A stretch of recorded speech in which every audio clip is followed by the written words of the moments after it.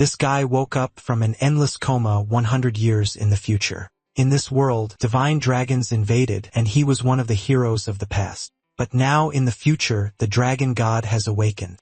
He was reborn in the body of an F-rank student with no powers at a magic academy. But with just a single sword, the genius defeated every teacher in the academy. Flying over the ruined city, a giant dragon lets out a terrifying roar. Inside the base, an officer reports that the defenses have fallen after the strike. Called Bratra, the dragon asks if this is all the humans have, then he fires a powerful blast toward the soldiers below. At that moment, a figure leaps in front of the blast, surprising everyone. Successfully stopping the blow, he protects all the soldiers there. Recognized as Ejito Yatsurugi, he apologizes for being late. He then asks everyone to leave the rest of the fight to him. Changing scenes, portals appeared all over the world in the 20th century. From these portals came monsters, forcing humanity to fight using new powers. After countless casualties, humanity was close to winning the final battle. Back to the present, a woman arrives and calls for General Amasaki. She reports that they managed to defeat all the other dragons that appeared. With only Beatra remaining, the dragon of darkness emerges before them. But she ends up staggering, showing she's completely out of strength. She says everyone is out of magic and power, completely exhausted. With Agito being the only one who can still fight, they must leave everything to him. Ritra congratulates him on the other dragons, but doubts he can fight with just a sword. But Ejito warns it won't be just the sword, as he'll risk everything to stop him. At this, the woman explains that everyone has magic, but Ejito is considered without. Because of this, he ended up developing a different way to fight. Using the magic of the atmosphere, he manages to imbue his sword with power. Then he prepares himself, saying he's finally ready to go on the attack. Seeing this, the dragon calls him a fool and tells him to simply disappear. Launching several strikes from above, the dragon attacks Agito with full force. Dodging all the blows, he continues advancing at high speed. Leaping toward the dragon, he prepares to use his swordsmanship. He then prepares a strike, which manifests as the sound of thunder. Hitting the dragon squarely, his powerful blow strikes the target dead on. Surprised, they wonder how he caused so much damage without having magic. Feeling the blow, the dragon simply says he now understands everything. He then moves, preparing to take the fight much more seriously. Saying he's different, a third eye emerges on his forehead. With a roar, he releases a massive amount of power, destroying everything. Creating a barrier, she protects the general from the impact of the explosion. He realizes this must be the true form of the fearsome dragon. Seeing this, he decides he'll have to fight with everything he has now. Revealing the purpose of his swordsmanship, he prepares for the final blow. Using his strongest technique, he gets ready to end the fight. Moving forward, the two face each other, ready for the great confrontation. Leaping toward Britra, he advances for the final attack. He lands an incredible sequence of strikes, giving the dragon no time to react. Impressed, she says he's managing to push Britra back, but this technique ends up using his own life energy to function. She says they need to leave as he won't stand a chance if he has to protect them. Facing each other, the two prepare for the great final confrontation. Floating above the city, Agito faces the dragon who now has a third eye. Calling him pathetic, the dragon notices the location of his companions. Then he prepares an enormous blast saying all insects are the same. Seeing the blow, he realizes that if he dodges, everyone there will certainly die. With no other choice, he decides he'll try to stop the blow head-on. Calling for Yuka, he turns to his companion one last time. He then apologizes and asks her to take care of everyone there. Desperate, she screams his name, already imagining what will happen. Britra then launches a powerful blast from his mouth toward them. To counter, he uses his strongest technique for the confrontation. Gathering his power, he prepares to use his strongest blow. Shouting loudly, he warns that this will be the end of the mighty dragon. He advances with everything, colliding his strike directly with the dragon's. Colliding with force, the two blows clash in the air with total power. Putting all his strength in, he screams while staring him in the eyes. Feeling the impact of the blow, the dragon roars in pain against the attack. At this, an enormous light ends up covering the entire battlefield. Even wounded, he continues maintaining his very determined gaze. With a hole in his chest, the dragon was finally defeated by him. Falling from the sky, the dragon's body crashes against the buildings. Seeing him approach, his companion screams, his name worried. Staggering forward, he ends up falling exhausted to the ground. Running to help, she asks him to wait a little there. She then holds him and asks him not to move. Seeing the scene, the general asks if he really managed to win. He says he destroyed the core, so the dragon must be dead. Hearing this, all the soldiers begin celebrating the victory. Celebrating, the general shouts that humanity finally survived. Focusing her magic, she says she'll hurry to heal him. At this, Britra, even dead, says it was all very regrettable. Even being healed, he struggles and asks if he's the only one hearing this. Britra confirms that the plans continue. Continuing his speech, the voice reveals that the conditions to awaken Ragna have been met. Understanding nothing, he reacts completely shocked by the revelation he just heard. At this, the voice explains that their war was futile as they would return. Feeling immense pain, he screams the name of his companion fallen on the ground. Then he questions himself about the dragon god, saying his fight was meaningless. She continues trying to heal him, but her magic doesn't work and she almost faints. Desperate, he begs for one more chance, shouting that he couldn't die yet. Suddenly, his companion looks astonished at what happens right in front of her. Even on the ground, he states that his battle had not yet come to an end. After that, a strange event begins to emerge coming directly from the skies. In moments, it intensifies, forming a pillar that descends at high speed. Upon touching the ground, that pillar transforms into a large magic circle. Changing scenes to a hospital, a voice reports that vital signs are normal. Next, the same voice reveals that the patient's name is Ejido Mitsurugi. Continuing to speak, the voice asks him to wait as the doctor was already coming.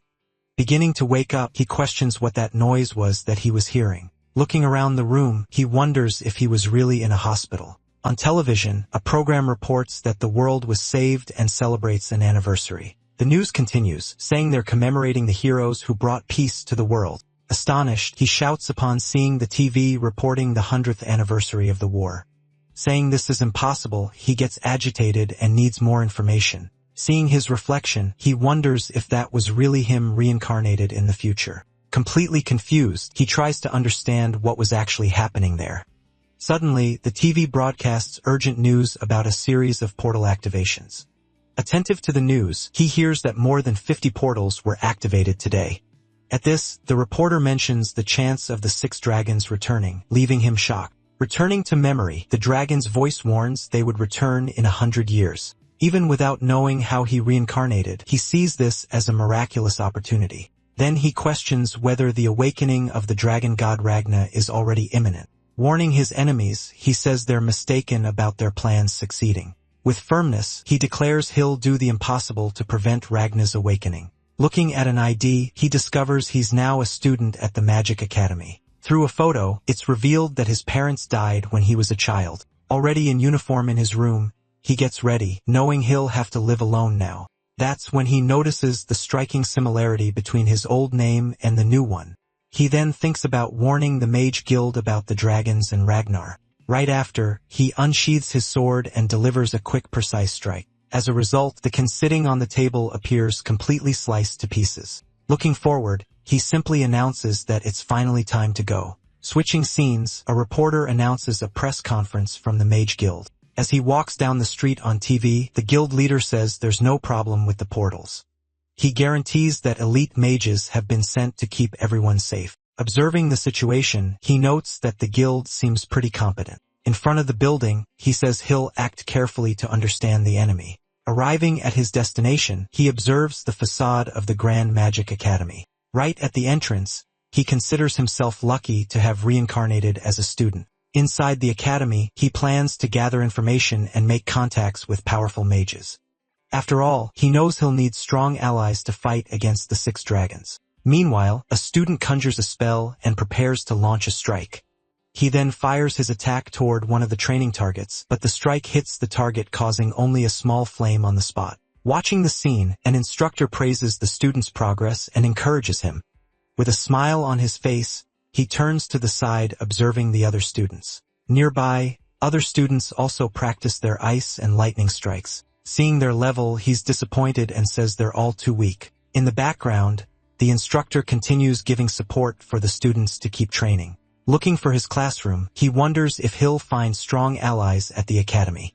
Setting that aside, he decides to focus on understanding the situation better first. When he opens the door, a voice calls him Sword Master. Inside the classroom, a group of thugs stares at him asking if he's feeling better now. Mocking the situation, their leader says he was very worried about his absence. With a threatening look, he asks who they would have fun with without him there. While the class stays silent, the other thugs start laughing at the situation. Realizing the mistake, he decides to pretend for now that he's just a Jito Mitsurugi. Pretending to have lost his memory, he apologizes and asks who they are.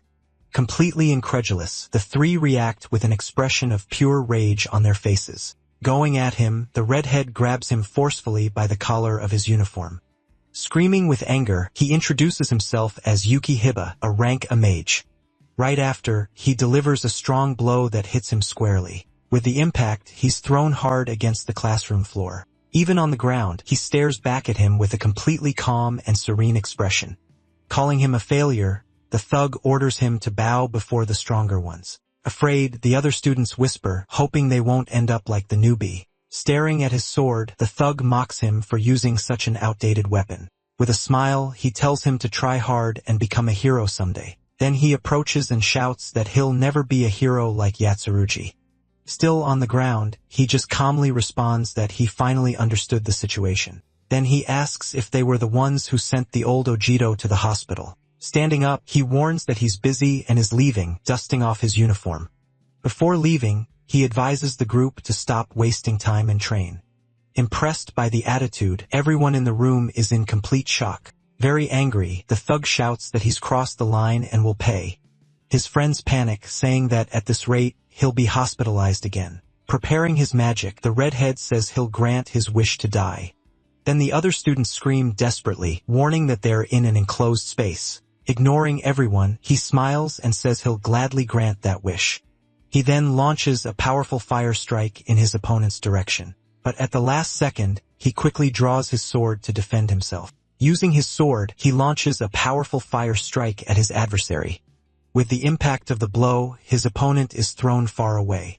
Seeing that, the others wonder how a rank F nullified that magic. Not understanding what happened, he stares at his opponent with a surprised expression. He then questions out loud if that was really the Yahello he knew. Keeping his angry expression, he refuses to accept what happened. Irritated, he shouts for them to stop underestimating him right now. Just then, a voice orders them to stop, interrupting their fight. Standing at the classroom door, student Erika Emisaki appears. Both guys look in her direction with expressions of total surprise. Surprised, other students comment that Erika finally returned from her mission. She then points out that they were using attack magic inside the classroom. Creating a defense, she manages to block the fire strike launched at her. After, she deflects the attack and warns that if he doesn't stop now, then she says she'll be the next opponent he'll face. Very angry, he clicks his tongue and shows his total frustration. Deciding to retreat, he then calls his friends to leave. After the group leaves, she finally breathes relieved with the situation. Seeing that everything's over, her friends approach to welcome her. Remembering an ancient heroine, he wonders if she might be a descendant. With a slight smile, he decides he can tell her everything now. Far from there, the guy gets furious for being humiliated in front of everyone. With his fist in flames, he shouts that he won't forgive that humiliation. In a fury attack, he lands a powerful blow on a tree. Full of hatred, he swears he'll finish off Agito and Erika too. Meanwhile, a mysterious man observes the school from atop a building. Revealing his identity, he seems to recognize the name Agito Mitsurugi. He then comments that the name is unpleasant, but that now he has more prey. Smiling, he starts planning his next moves before his master returns. He concludes that he might need to eliminate these two new obstacles in his path. Screaming in rage, he says he was humiliated by Agito and Erika. One of his friends suggests they call them out to fight after class. Enraged, he grabs his friend and yells that he'll crush anyone who humiliates him. Suddenly, they hear clapping and turn to see who's there. Appearing, the mysterious man says his mentality is wonderful. Confused, they ask who he is and where he just came from. Looking at the man, the boy is completely shocked and speechless. With a smile, he apologizes and formally introduces himself as Odium. Next, he asks the group of students to cooperate with him. Quickly, he grabs the boy's face with one of his hands. he then lifts him into the air and a mark appears on his neck. After that, the boy is thrown to the ground and his friends scream for him. Fallen, his eye begins to glow with a very intense and different color. His friends beg him to stop, but he stands up with a strange power. With his eye glowing, he lets out a very loud scream of pain. Floating in the air, he releases an immense power that cracks the entire ground. Seeing the result, Odium says that now he's much more useful to him. Saying he now has a pawn, he warns that the game will finally begin. Changing scenes, a teacher announces a practical test inside that gate. He explains that a teacher will supervise everything for their safety. Thinking about the monsters, he wonders if the students will be okay. Going to Erica, he thanks her for the help she gave him earlier. She laughs and tells him to let her know if they provoke him because she'll handle it for him. She then says that cowards would never have the courage to face a great hero. Remembering the past, he says that heroes lived happily ever after. Seeing him smile, she asks why, but he just dodges the question and says goodbye.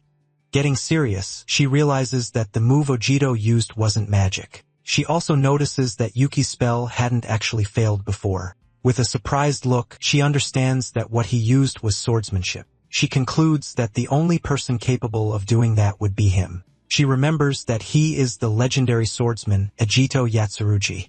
Thinking about his name, she stares at him with an expression of total distrust. She then wonders in her thoughts who he really is. Already inside the gate, a huge monster appears in front of the students. Seeing that it's an orc, they prepare for combat without knowing the weak point. Advancing quickly, the monster attacks one of the students with a powerful blow.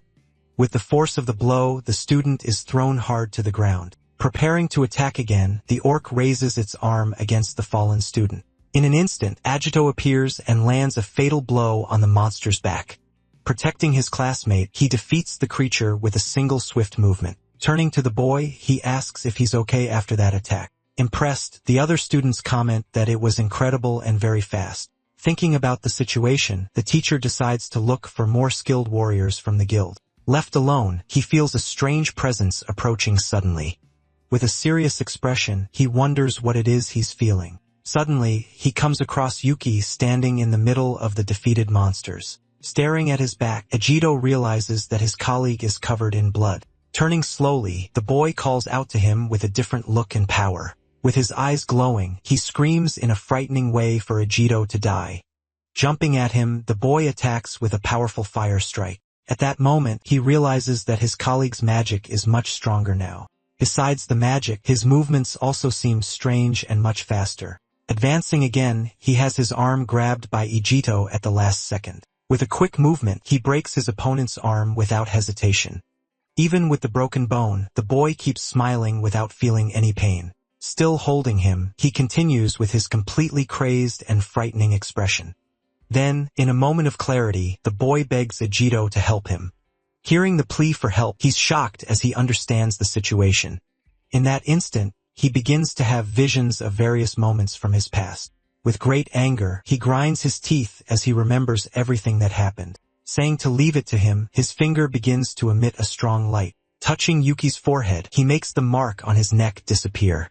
With the touch, the boy faints and is held so he doesn't fall to the ground. Screaming very loud, he orders whoever is hiding to appear right that instant. Kneeling beside the body, he hears laughter coming from the darkness nearby. Emerging from the shadows, the man says he ruined his new toy. Appearing, he introduces himself as Odium, one of the 6 dragons who will resurge. Then he creates several magic circles that completely surround the young swordsman. Smiling, he says he'll be the executioner who will end his life. From inside the circles, several fire strikes are launched in his direction. Using his sword, he deflects all the strikes launched against him. Surprised, the villain can't believe he managed to nullify all his attacks. Seeing the destruction, he understands that the 6 dragons really will return soon. With a look of rage, he warns that his plans will never come true. With a smile, he says he likes his opponent's attitude. Then he warns that he's going to play around just a little, launching several strikes. To dodge the attacks, he moves fast across the exploding ground. Advancing toward each other, they clash their blades with tremendous force. Seeing Odium, Agito asks why he's hurting humans. He responds that it's a foolish question because it's all for fun. In a new movement, the two leap up to exchange more blows in the air. Using his sword, he defends himself from the enemy's sequence of attacks. Remembering the war, he says he always leaves an escape route. In a memory from the past, a mother and her son try to escape by running. While they run, Odium watches them from afar, waiting for the moment. He then reveals himself to them, saying he feels enormous pleasure. Hearing all of that, he just grinds his teeth with intense rage. With an insane face, Odium finishes by saying it was all very entertaining. Surrounded by monsters, he laughs while pointing at his enemy.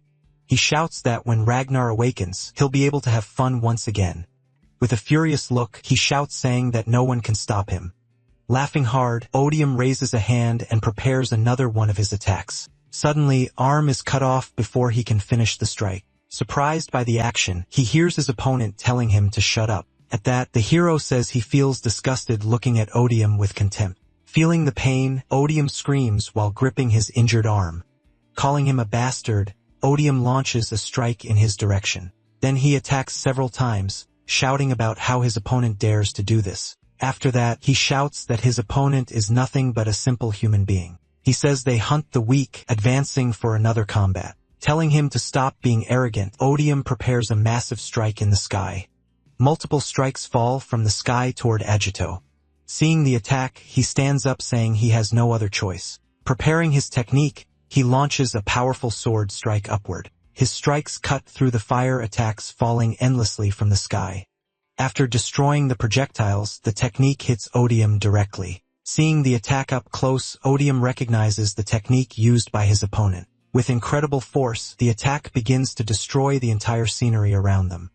At that, a giant creature falls to the ground, completely defeated by his strike. Rising with difficulty, Odium says he's seen that horrible technique before.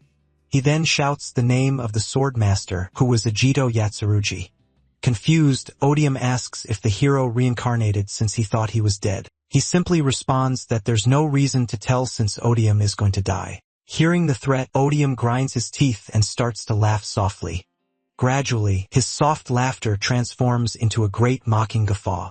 Placing his hand on his face, Odium laughs desperately at the whole situation. He says it's a shame that Agito managed to reincarnate in the end because now he'll be killed once again by Odium's hands. Screaming loudly, Odium begins to undergo a massive power transformation. Seeing that, the hero is surprised by what's happening. His face begins to contort and change during the transformation. Odium says that Ragnar's awakening is getting closer and closer now. With his hand transforming, he says they've gained new powers. Then he slams his hand on the ground, breaking everything with his new strength. Looking at the shadow, he's surprised by that new terrifying form. Already transformed, Odium lets out an extremely loud and powerful roar. At that, he releases an enormous wave of power that sweeps across the entire area. The ground is completely destroyed by the wave of power that Odium released. He turns around watching the creature form in the middle of the dust. Odium tells the hero to observe his new and powerful form well. He shouts that this is Ragnar's blessing and asks for his despair. Seeing the creature, he says that Odium has revealed his final secret weapon. He then apologizes because now Odium knows his true identity. And because of that, Agito warns that he'll be forced to end everything right there. Feeling the entire dungeon shake, the group wonders what's happening. Startled, Erica comments on the powerful magical energy she sensed there. Then she yells for everyone to get out of that place as fast as possible. She says she can feel an even more powerful monster approaching. Pointing to a corridor, she warns that the presence is coming from that direction. Running ahead, she advances alone to find out what's going on. Arriving at the location, she sees a fallen monster and a person standing right in front. Looking more carefully, she observes the defeated creature and the mysterious man. Then she recognizes the man as Agito and questions why he's there. He then apologizes because now Odium knows his true identity. And because of that, Agito warns that he'll be forced to end everything there. But the monster prepares for a new strike. Performing a quick movement, he lands multiple hits on the creature, but Erica and Odium notice something. In one moment, a cut appears on the monster's face as a result of the blow. And suddenly, several cuts strike the monster's body head-on. Then he says he's disappointed and asks if only its body is strong. Smiling, the creature responds saying it was just a joke. Right after its wounds begin to regenerate on their own. Seeing the scene, she screams in surprise that it's regenerating. Facing the monster, he remains silent after the provocation. The creature then shouts that, as it said before, it has Ragna's blessing. Gathering energy, it warns that his useless swordplay won't work. Letting out a laugh, it fires a sequence of strikes in the hunter's direction. Several blows then explode throughout the cavern around him. Worried, she says the monster is too strong for a student. Then she adds that only an S-rank mage could fight it. Advancing quickly, he prepares to land a new strike. Then the two exchange blows with their weapons clashing. He realizes this is Ragna's blessing and that this is the level of a lackey. With one movement, the creature launches a powerful strike against him. Defending the blows, the monster says he's just a human from the past. Smiling, it continues saying that the hero died without knowing the grand plan. Remembering the past, it says that his war was all in vain. Looking at him, the monster calls him a foolish hero. Worried about the situation, the girl desperately screams his name. Meanwhile, the monster says there's absolutely no way to save the world. But with a quick strike, Agito cuts off the creature's arm. Both Erica and Odium are shocked by that scene. Right after, a massive cut is made on the monster's body. Spitting blood, it says this is impossible because the wound is too deep. Complaining about the pain, it says its regeneration can't heal the wound. Taking a step forward, he approaches the creature that's fallen on the ground. Then he tells the monster that it's completely right. Then he continues, saying that he really isn't a great hero. He explains that many died, and the peace they achieved didn't last long. But gripping his weapon, he warns that he won't let this repeat. Thinking of his friends, he says he'll do this for his companions and descendants. Screaming loudly, he promises that this time, he'll truly save the world. With great rage, the monster tells him to shut up immediately. Then the creature jumps and advances toward him with a powerful strike. But he grabs the monster's head and slams it hard into the ground. In disbelief, the creature repeats several times that this is impossible. Then it screams that the hunter is an excuse of a hero who should be dead. Beginning to transform, the monster's body starts to grow and crack. With a war cry, it warns that it refuses to lose to him. Using one of his techniques, he manages to land a direct hit on the creature. Revealing the name of the technique, he calls it Moon Piercer. With the impact of the blow, a massive explosion happens at the location. Spitting a lot of blood, the monster's body begins to crack completely. This way, the creature's body begins to shatter slowly. As it falls apart, it tries to call its master's name. With its last strength, it calls for Master Rebel and disappears. Seeing the monster defeated, he stands still watching the dust. Approaching him, the girl calls him by the name Agito.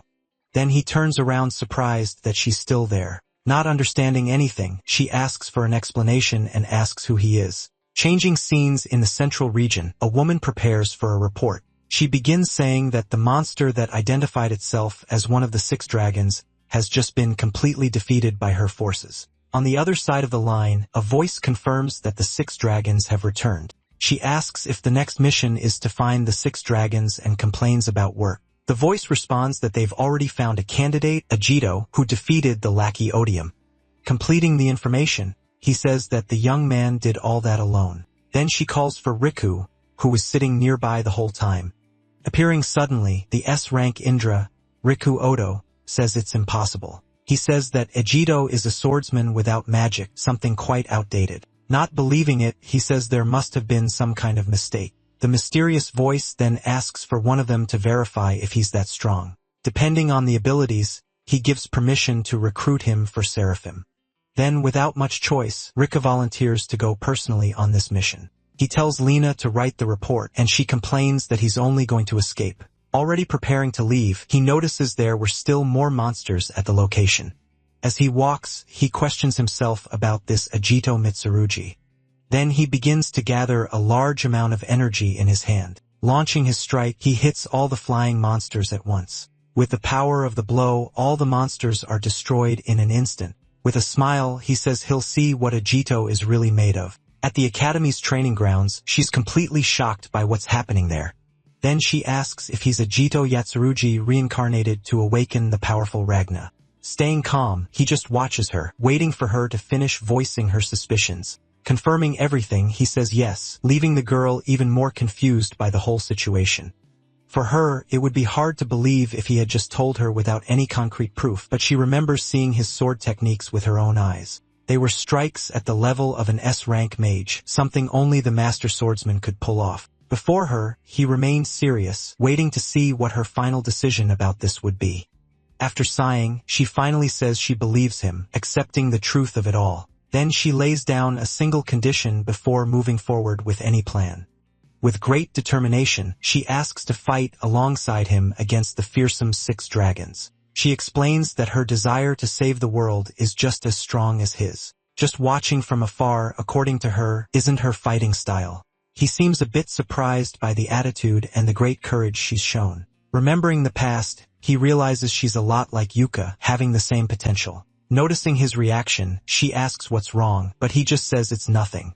Then she wants to know what their next step will be from now on. He answers that they need to gather allies because the 2 of them alone won't make it. His plan is to bring together a group of companions just like the 4 great heroes did. Remembering her family, she mentions that her great-grandmother was one of those legendary heroines. Then she suggests they look for the Seraphim group since they might be able to help a lot. It's an elite team of mages created by the guild to investigate the portals. She tells him her recent overseas mission was to help a candidate get into Seraphim. With plenty of confidence, she states they're the most powerful team of mages in the current era. Liking the idea, he repeats that they're the most powerful, showing his interest. Still, he worries about how he'll get them to believe his story. She explains the group has all kinds of people, but with one thing in common. Their mission is to protect the peace that the Blade Master and the heroes won. They risk their lives to protect others, so he doesn't need to worry about that. Feeling relieved, he says it'll be comforting to fight alongside the heroes of this generation. She starts to say that some members, to be fair, are a bit strange. Suddenly, he senses a threat approaching very fast, going into a state of alert. Moving quickly, he protects her from a strike that appears unexpectedly between them. Startled by the attack, she hears him shouting for her to be very careful, saying they have a visitor. He comments that was a really fast strike. In front of them, a powerful impact happens, raising a lot of dust and debris from the ground. Through the smoke, a man appears saying he honestly didn't expect much from there. Then the newcomer adds that at least he's not completely useless. Recognizing the man, she shouts the name Riku Odo, and he asks if she knows him. She explains he's an S-rank mage from the guild and the most powerful mage. Besides that, she confirms he's also part of the elite group known as Seraphim. Facing him, Riku says he heard he defeated an heir of the 6 dragons alone. With disdain, he tells him he also defeated one, but the enemy was pretty weak. But Riku warns that doesn't mean a student could fight against one of them. Preparing for combat, he just tells his new opponent to get ready. Riku warns he's going to do an aptitude test, preparing a large magic circle. Gathering an immense amount of power, he prepares to launch his strike. Desperate, she screams the name of the technique he's using at that moment. She explains this is an ability for giant monsters, not to be used on humans. Riku proposes that if he can take it, he'll become a candidate, and he asks what happens if he fails. With a smile, Riku says he'll just report that the information about him was wrong. Accepting the challenge, he tells Riku to bring it on, preparing for combat. Then Riku fires a powerful strike in his direction, destroying everything in its path. Readying his sword, he concentrates to use his family's technique against the attack.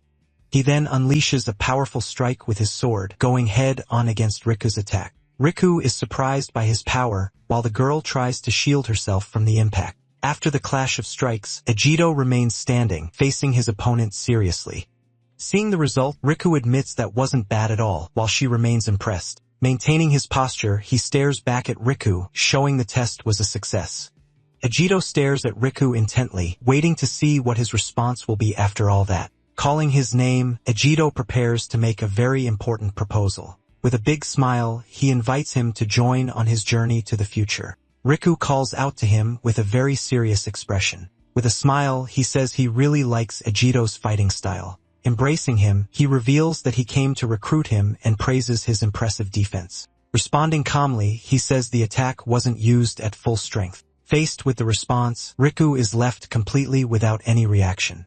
Next, he says that at full strength, the place would have been destroyed. Finishing his thought, he states that mages of that level are hard to find. After the analysis, his expression changes to a smile of genuine surprise. Then he changes his mind and offers a spot on the elite team Seraphim. Accepting the proposal, he asks if Erica can also join them. At this, he turns to the girl and asks if she's already a candidate. Bluntly, he interrupts the conversation saying she can't join. Showing the mission report, he justifies his negative decision to the girl. Continuing the explanation, he says she doesn't have as much magical power as he does. Finally, he says she doesn't have special abilities like the boys' swordsmanship. He states that she is completely inferior to them with no chance of joining. Making it clear to the girl, he says she's not good enough for Seraphim. Then he asks if she doesn't already know this better than anyone. Without responding, she just stares at him with a very serious expression on her face. Remembering her fights, she recalls how she couldn't help at all. She then admits that she's still not strong enough to join the team. Taking the lead, he approaches and asks if the other is sure about that. Caught by surprise, the blonde doesn't understand and asks what he means. With a smile, he assures that Erica has potential she can't even imagine. He also states that her power will be indispensable to them in the near future. Still suspicious, he says he doesn't know what he's talking about but finds it bold. Mocking the situation, he guarantees he can do anything she does by himself. Disagreeing right away, he says that not even he can do what she does. He finishes by saying that in her special abilities, she can surpass him easily. Hearing the declaration, the girl is shocked and completely speechless.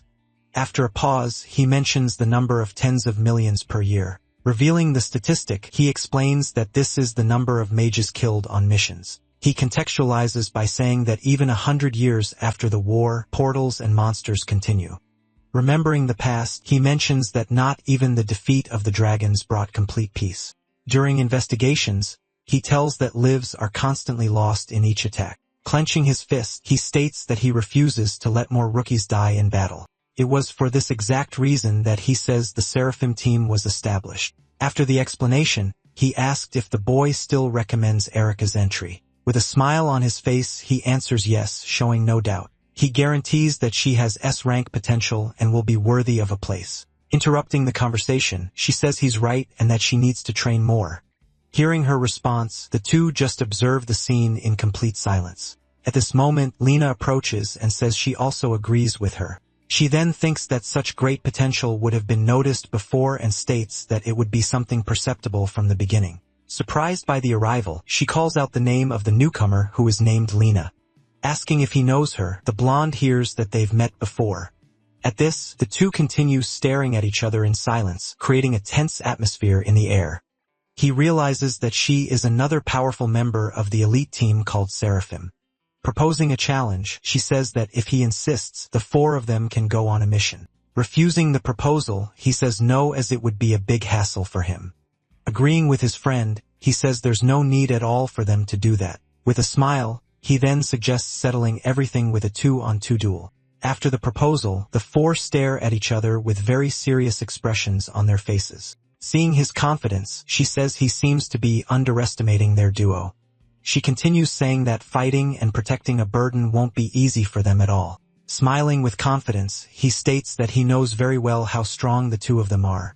Changing her mind, she suggests they use the guild's training hall. She then explains that the place can suffer damage when S-ranks fight seriously. Agreeing with the idea, he says it's perfect and he doesn't mind the format. With an excited smile, he says he really wants to fight for real against Agito. Saying he won't hold back, he hears the other agree enthusiastically with the challenge. While she calls to him worried, he just asks her not to worry about it. He then continues and says she's much stronger than she imagines herself to be. Turning to her, he asks if she'll trust him and fight by his side. Surprised by the confidence, she responds yes and accepts the challenge he proposed. Hearing the response, he just gives a slight confident smile to the opponents. Wielding her weapon, she says she'll show everything she can do now. With a satisfied smile, he tells the others that they heard what she said. Facing the two, he begins to say that he and Erica are ready to fight and declares they'll defeat the two S-ranks in combat. At the Manga Guild headquarters, the challenger's confirmation is finally announced to everyone. On one side of the arena, rank F Agito and rank A Erica are introduced. Facing the duo are the powerful S-ranks, Riku Odo and Lena Toma. As the group watches, a notice says the duel begins as soon as the barrier is activated. Talking among themselves, they wonder who Ajito Mitsurugi is besides the young woman from the Yamasaki family. At that, another group member questions if this duel will last more than a few seconds. Sitting at his desk, Mr. Jinguji responds that they will see the result for themselves. Focusing his attention on the screen, Ojito Mitsurugi's name appears prominently.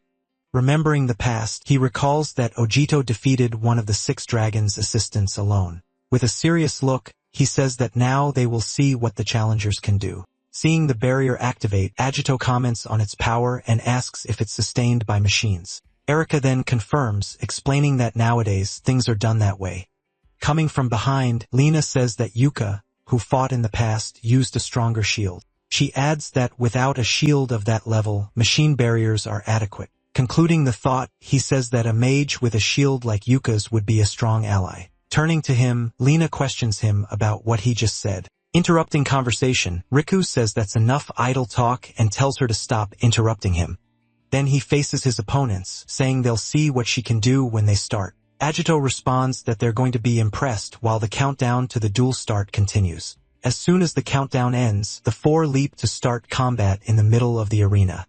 Immediately, Riku already begins preparing a massive strike with his right hand. Watching from afar, the group of men is impressed by the power being released. At that, a powerful strike is launched directly against the challenger duo. Observing everything from his room, Mr. Jinguji says the fight has finally begun. Moving in front of Erika, Vegeta tells her to leave the attack to him. He then unleashes a sequence of rapid strikes to intercept the incoming attack. His strikes collide with the opponents, creating a great power struggle. The men are shocked, saying he blocked the attack with a sword they've never seen. Prepared for the next move, Ajito faces his opponent from the other side of the arena. Riku then advances and lands a hit on Ajito, saying that wasn't bad at all. Attacking with a strike, Riku says he created a sword from lightning. Full of himself, he says that as an S-rank mage, he can manifest any attack he wants. At that, he fires several strikes, but Ajito manages to defend against all of them in the air. Landing on the ground, he prepares for the next confrontation, keeping his stance firm. While Riku advances, Lena prepares an attack to support her partner. She then launches her own attack, making Riku complain that the opponent was his. Seeing the attacks, Ajito comments that with 2 talented mages, Seraphim is the best. After speaking, he drives his sword into the ground, preparing for a counterattack. Releasing his power, a massive strike advances and destroys all the incoming projectiles. The impact of his strike completely breaks the attack that was launched against him. With an alert sounding, Mr. Jinguji orders them to increase the barrier's durability. Worried, he shouts to increase it to level 3, receiving confirmation immediately. The information said that the level barrier was broken too easily by them. Observing the result, he wonders how they never noticed such a talented student before. Running across the battlefield, he says that Lena's strike wasn't bad at all. Preparing her attack, Lena says that line was actually hers. He then warns her that if she gets distracted, her partner will be in danger. At that, Ajito shouts Erika's name, seeing the opponent approaching her from above. Admitting his strength, Riku says that now his focus is on his true opponent. He then says that now it's her turn to convince him she has what it takes. Erika faces the challenge, preparing for the attack coming in her direction. Leaping toward her, he delivers a powerful strike from top to bottom. Making a sign with her hand, she begins reciting the words of an incantation. She then raises a barrier, saying that protection will ward off all destruction. In the observation room, one of the men stands up shocked, questioning what he saw. Mr. Jinguji is also surprised, immediately recognizing that spell, being a spell that many mages failed to replicate, used by one of the great heroes. Remembering the past, he recalls the name of the great heroine Yuka Emisaki. A great shield then manifests in the arena, completely blocking Riku's strike. Seeing the defense work, Riku and Lena are completely shocked by the result. With her arms raised, Erika dispels the remainder of the power that came from the attack. In disbelief, they say she managed to block the strike that was launched against her. Appearing behind the duo, Ajito says he had warned them she had potential. Facing his opponents, he prepares to take the next step in battle, and then he finishes saying that now it's their turn to finally attack. Shifting the scene to a few hours earlier, Erika found herself deep in thought. Staring intently at her, Ajito remained silent before beginning to speak. Sitting in his room, she comments that she's never been in a boys' room before. She then questions if they should even be there since Agito was being so quiet. Remembering their conversation, she says he wanted to talk about her potential. At that moment, a sudden idea seems to cross her mind, leaving her surprised. Imagining a scene, she sees herself being invited by him on a date. Trying to compose herself, she tells herself she can't do that as a member of the family. Calling her name, he warns her he's going to be very direct with her. He then reveals to her that she inherited her great-grandmother's powers. Not quite understanding, she can only react with a bit of surprise and confusion. Being more specific, he explains that she's capable of using defensive magic. Magic. He adds that it's just like her great-grandmother, the hero Yuka Emisaki. Shocked, she questions if she really has the same powers as her great-grandmother. He then explains that her powers are still dormant and would take years to awaken. Worried, she says she won't have the powers in time and asks what to do. Then she calls Agito's name, who was standing right behind her. With a smile, he says they'll do things his way to solve the problem. Touching her back, he prepares to initiate the activation process. Startled by the touch, she ends up screaming and nearly falling forward off the chair. Asking him to wait, she warns him he can't touch her like that without warning. He then explains that she just needs to keep her hands firmly against him. Holding her, a power begins to awaken and flow through her entire body. Surprised by the situation, she questions what was happening at that moment. Looking at herself, she screams, saying her body felt different. He then reveals that he activated her magic, releasing her defensive power. Warning that the power is temporary, he says she'll need rigorous training. With a determined look, she responds that she's prepared to do whatever it takes. Satisfied with the answer, he says that was the attitude he expected. Finally, he says that now they're going to give their opponents the biggest shock of their lives. Back at the arena, Erika faces her opponents after dissipating the rest of the power. With shocked expressions, Riku and Lina look at the girl on the other side of the arena. In disbelief, the men shout that she managed to block the powerful strike launched by Riku. Turning to Mr. Jinguji, one of them asks how that could be possible. Remembering the past, he says that Erika was a candidate without much distinction among the others. He then wonders how Ahido recognized the potential hidden inside the girl. With attention turned to the boy, he asks himself, who in the world is Ahido Mitsurugi? Saying they saw what Erika can do, Agito prepares for his turn. He then warns that now it's his turn to attack and prepares his strike. Launching his attack, he advances against the duo with a powerful assault of strikes. Riku says he combined lightning with a sword strike, finding it not bad. Lina says it's not time to be impressed and launches her own attack against them. In front of Vegeta, Erika uses her magic and creates a protection against the strikes. Lina is surprised she blocked it but notes that the defensive spell is low level. Seeing the situation, Riku prepares a new strike with both hands raised. Launching a double strike, he attacks with all his force. Then he asks if she can really do that. With confidence, she responds that, of course, she can. Creating a barrier, she prepares to defend against the strike. At that moment, the attack is reflected and heads back toward the opponent. Surprisingly, he manages to hold his own strike with one hand. Impressed, he says it's interesting that she doesn't just block attacks. Showing great confidence, she convinces herself that she can win. In another scene, a girl conjures a barrier against an opponent. Then he explains that she shouldn't just block but deflect the strikes. Realizing a chance, she believes she can finally win this fight. Back to the other fight, the two exchange strikes fiercely. Afterward, he turns to the side and asks what he thought of Erika. Laughing, the opponent admits she got pretty strong. Determined to advance, he says he's going to get more serious now. Being lifted into the air, the two float without control. Launching two small projectiles, he attacks from top to bottom. He wonders if that's a non-damaging supplementary magic. Dragging his weapon, he deduces that the opponent has a plan. Then he shouts for Lina to advance, but she tells him not to give orders. Bringing her hands together, she begins to conjure a new technique. At that moment, an ice prison forms and traps the two on the ground. Understanding the strategy, he says that's what she wanted. She confirms, saying she wanted to see who between them was the strongest. Then she proposes that the duos face each other in one-on-one fights. He admits that Erika really got stronger, but adds that the two of them have much more experience than they do.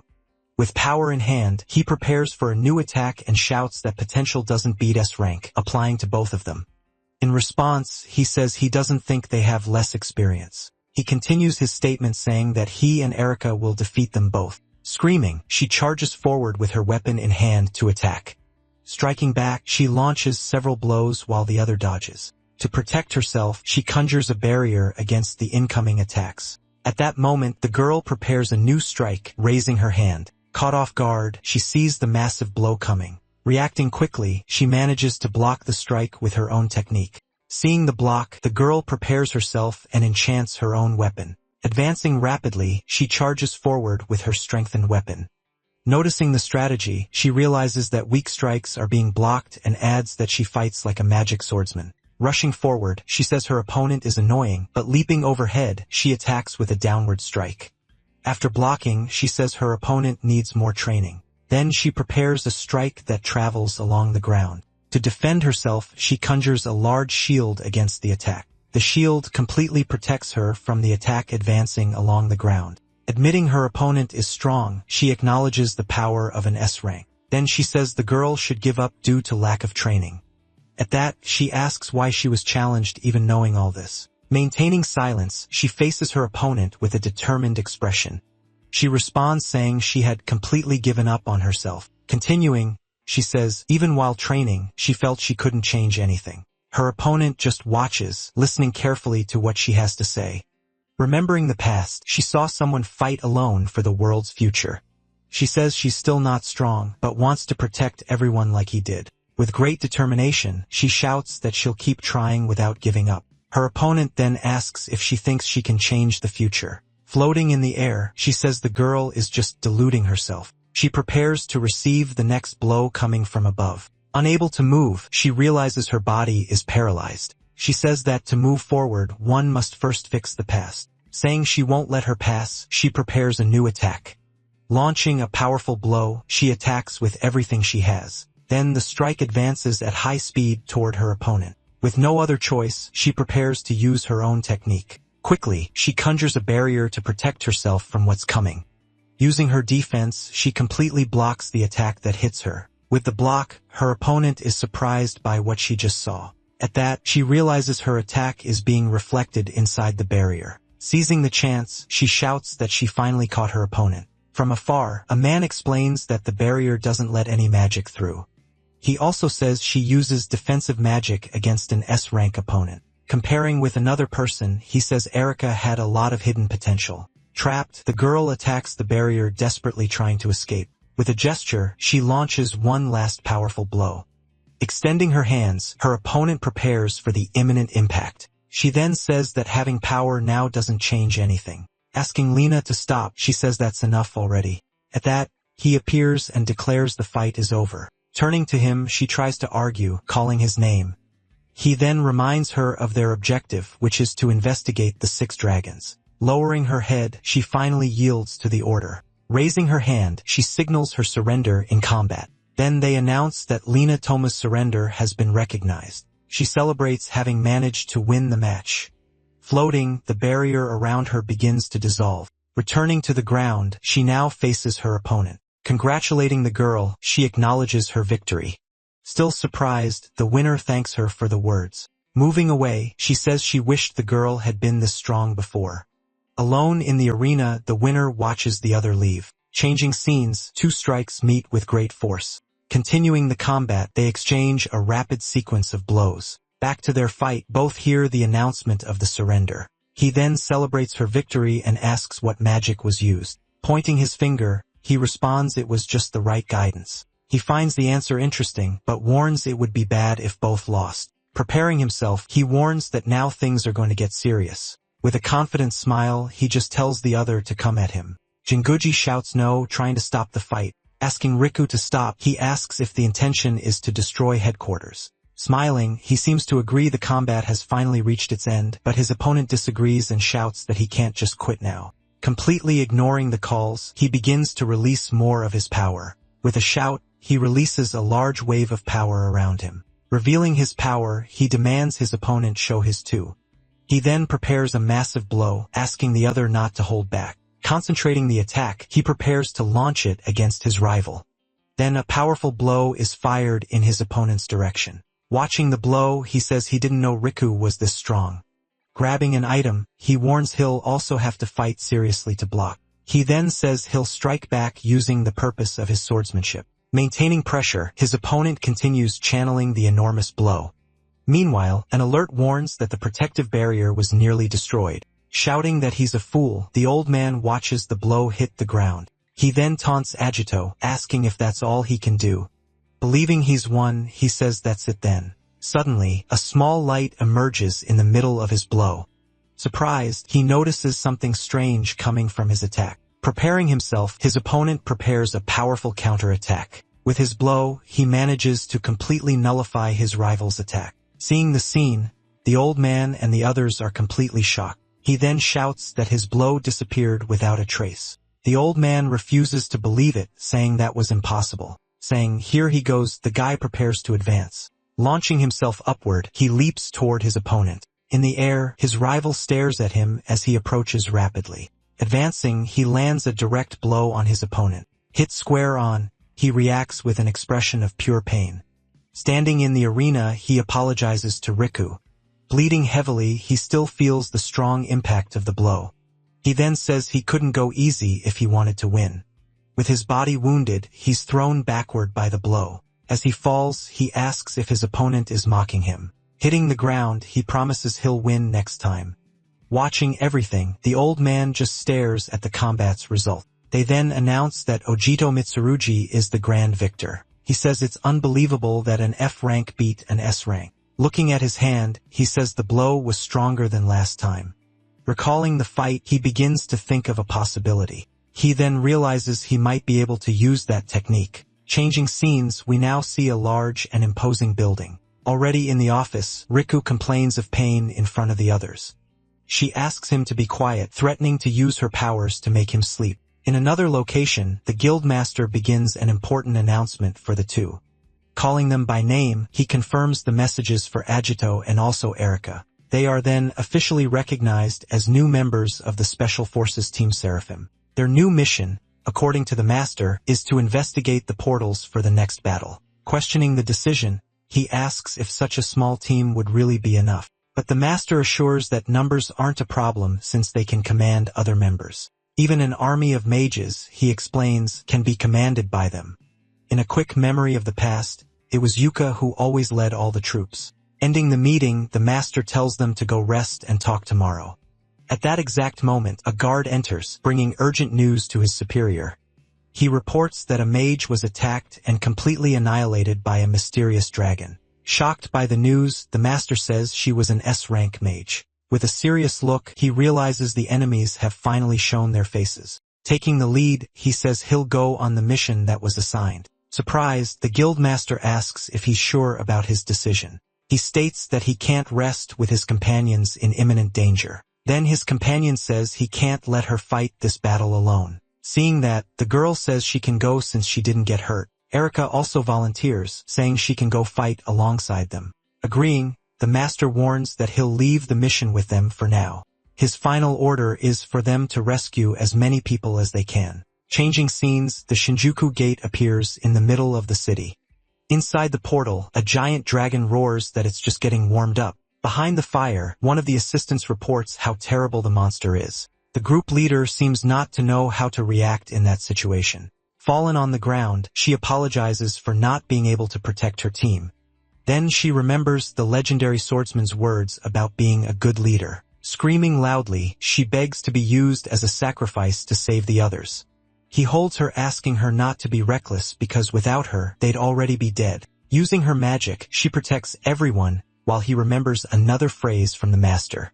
Irritated, she yells that he got everything wrong about her master's words. Starting to talk non-stop, she shows all the fear she was feeling at the moment. Pulling herself together, she states that she needs to act like a true leader for everyone. Then she orders him to take care of the wounded because she's going to draw the dragon alone. Unable to obey, he says he can't flee and abandon his captain behind. Looking at the ground, the dragon asks if that was all their strength. With a smile, he says he kept them alive just to play around a bit. Advancing quickly, she launches a powerful strike directly against the giant creature, but her strike breaks, leaving her totally incredulous at what happened.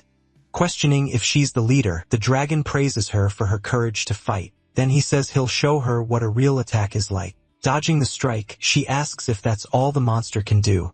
Flying toward him, she yells saying that size means nothing, accepting the provocation. The dragon decides to play along with her for now. Spitting a fire blast, the creature attacks with full force in her direction. Worried, she says there are many wounded men on the battlefield around them. Then she realizes that their retreat will take time and put everyone in danger. Even if it costs a lot of magic, she decides she needs to try another strategy. Moving away, she reappears in another place, and the dragon finds her again. Taking a deep breath, she prepares for the next step of her grand plan. Remembering the master's words, she focuses her power for the final strike. A large portal then opens, and the dragon looks up in surprise. Seeing that, the creature is totally shocked by what was happening there. He asks if she opened an imaginary space to try to trap him. With a smile, she says that even mages like her have a way to win. Being pulled in, the dragon yells that he can't be defeated by a brat. Celebrating, she yells to everyone that she managed to accomplish her great feat. Tired, she lands on the ground while her companion shouts for his captain. Seeing them there, she scolds them saying they were supposed to have retreated. Asking about the dragon, he hears that she bet everything, and fortunately, it worked. Her companions then praise her, leaving her very happy with the result. Thinking for a moment, she remembers a very important question about the dragon. Then she realizes he's one of the 6 dragons that tormented humanity. Dismissing the idea, she remembers that the master defeated that dragon 100 years ago. With a worried look, her partner starts to ask her a question. He then asks if the guild reinforcements have already arrived to help. Suddenly, a new enemy prepares a powerful strike in everyone's direction. Launching the attack, he hits the group dead on, throwing them far away. Sliding across the ground, she tries to stop her body after receiving the blow. Fallen everywhere, her companions are unconscious after the surprise attack. Looking at the enemy, she says that's impossible to have happened. With a smile, he says she can't pretend that he lost. Fallen on the ground, she finally realizes she already knows who he is. Stepping on her, he says if she knows him, he doesn't need to explain. He then asks where the master swordsman, Ajito Yatsurugi, is, revealing what he heard. Shocked by the news, she can't believe the master reincarnated. Threatening the girl, he says he'll spare her life if she tells everything. But she responds that, unfortunately, she doesn't know absolutely anything about that matter. Even if she knew, she yells saying she would never tell him anything. Irritated, he tells her to stop acting proud and obey orders. Being pressured, she quotes a famous phrase from the master about defeating evil. Hearing that, he decides he'll wait for the swordsman if he really shows up. Next, he lands a strong blow to show he's not playing around. Believing she's hiding something, he decides to change tactics to make her talk. Then he prepares a new strike, giving the girl one last chance. Screaming with all her strength, she says she'll never tell even if she dies. With a smile, he threatens that he'll have to attack her companions first. The strike advances toward her companions fallen on the ground. Desperate, she screams the names of everyone who's in danger. With a smile, he asks what she's going to do now. Attempting one last attack, she advances against him with a strike, but he stops the attack, warning that won't work. He then says time's up, and the master didn't come to save her. In despair, she screams for the great master swordsman's name. With her friends in danger, she hopes that he has reincarnated. She then asks him to appear and punish that rebel for her. Closing her eyes, she awaits the final impact of the enemy's blow. Suddenly, a single strike cuts through the darkness and the attack. Ojito appears using a technique that destroys Rebel's blow. Seeing that, Rebel and the girl are shocked by the appearance. Speaking to the enemy, he says it's been a long time. He then asks if Rebel wants to be defeated by him again. Full of rage, Rebel screams Ajito's name with a smile. 100 years ago, during the War of the Six Dragons, the confrontation against Rebel took place. Before the warrior, the gigantic creature roars and unleashes a massive amount of fire. Then, with a determined look, he shouts to Rebel that it was over. He prepares a sword strike, a special technique from his own swordsmanship. Advancing quickly, his precise strike finally hits the red creature's neck. After receiving the blow, the enormous dragon's head begins to fall slowly. Even defeated, he swears he'll never forget this humiliation, and that he'll kill him. Back to the present, 2 young men now face each other in a large courtyard. Warning the girl on the ground, he tells her to stay quiet. At this moment, he prepares to use another technique from his swordsmanship against the dragon. Without hesitation, he advances on him, delivering a blow with his powerful sword. His strike causes a massive explosion at the point of impact. She then recognizes the blow as the special attack that uses 6 elements together. Maintaining his posture, he continues to stare at the result of his devastating attack. She finally realizes she's before the legendary swordsman she's heard so much about. Recognizing the guy from behind, she wonders if he's a Jito Yatsurugi. At that moment, another man appears and says there's no mistaking that technique. The girl then shouts that they've finally met again after so long. With a furious look, he screams Jito Yatsurugi's name with great hatred. Screaming that he'll kill everyone, he launches a massive firestorm at them. Desperate at the scene, she begins screaming the names of her fallen companions. The powerful fire strike advances and ends up hitting her allies head-on. Seeing the danger, he screams the girl's name and quickly extends his hand. Using her ability, she creates a sacred shield to protect everyone there. Surprised by what just happened, she looks forward without understanding anything. Arriving to help, a girl asks if Misaki is okay, and she recognizes her. Protecting her friends, she stands while Misaki wonders who she is. Asking to leave introductions for later, she tells Misaki to fall back with the others. With a mocking smile, he says all those weaklings are in his way. Giving the order, he shouts to get rid of everyone there except Ojito. Small creatures then emerge and begin attacking the groups of students present. Shouting Rebel's name, he questions him, saying he thought he was the target. Laughing at the situation, he says he needs to take out the trash first of all. Using the communicator, he calls for Riku and asks how things are at the exit. Near the exit, Rika shouts that a bunch of monsters suddenly appeared there. Angrily, he complains about how they dared put him in charge of that messed up exit. Without wasting time, he grabs one of the creatures attacking him by the neck. Then he unleashes a powerful blow, destroying all the monsters around him. He tells Ajito to leave the cleanup to him and get the team out of there. Passing the message, he asks Erika and Lena to evacuate the wounded from the location. Thoughtful, she says she doesn't like the idea of him facing a dragon alone right now. At that moment, the remaining creatures begin to quickly surround the 2 girls. But with a determined look, she says they don't seem to have another choice. Suddenly, enormous crystals form, trapping all the remaining creatures right there on the spot. Worried about him, she asks if he's sure he'll be okay alone. Ignoring the conversation, the enemy launches a strike with several fire rays in his direction. But he simply stops the blows, which explode as they approach his body. Saying he's fine, he asks her to just believe in him and his words. After a moment of silence, she finally agrees and decides to leave the location with everyone. Then the whole group starts running as far as they can from the battle. A bit shy, one of the girls calls out to the master swordsman who stayed behind. Screaming with all her strength, she says he can do it and that he can win the fight. While he keeps his back turned, she watches him move away with the other students. Waving his hand, he says goodbye without needing to look at her face. Noticing the wave, the girl gets all excited and shouts that he waved at her. When everyone leaves, he finally turns around and faces his opponent head-on now. With a smile on their faces, the 2 opponents stare at each other ready for the confrontation. At this moment, both prepare their techniques for the climax of the great battle. Delivering his blow, he advances and causes a series of explosions throughout the location. With the impact of the blow, the ceiling of the place begins to crumble little by little.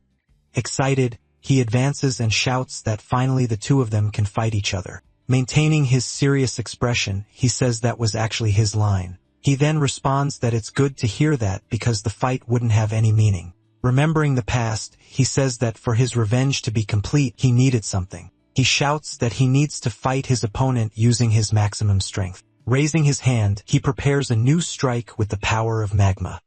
A circle forms under his feet and the ground begins to bubble intensely. At this moment, several fire eruptions burst from the ground and go towards him. Screaming that he won't escape, his enemy launches several fire strikes, but he manages to dodge in the air, deflecting all the blows with his sword. Still in the air, he continues to deflect the blows that follow him relentlessly. His enemy realizes he's different from the rebel he knew in the past. Landing on the ground, he says that Ragna's blessing is quite troublesome. The blows he deflected come together and cause a massive explosion at the location. Even with the explosion, his opponent continues staring at him without showing any reaction. Then he prepares his final blow and asks if that was all he had. Preparing his final strike, he concentrates for the last attack of the battle. Seeing the preparation, his opponent stares at him with a look of pure surprise.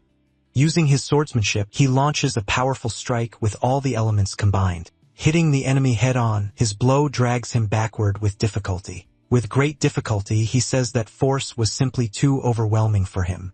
In response, he raises his hand and creates a new weapon to counterattack. During the exchange, the two trade an incredible sequence of strikes throughout the hall. Being pushed backward, he gets irritated and prepares a new attack technique. Then he launches several spherical strikes that scatter across the entire floor. Exploding in sequence, the spherical strikes cause a series of strong impacts. Shouting for him to take that, he prepares another even more powerful strike. Then the ground in front of him begins to tremble before erupting, resulting in a gigantic explosion.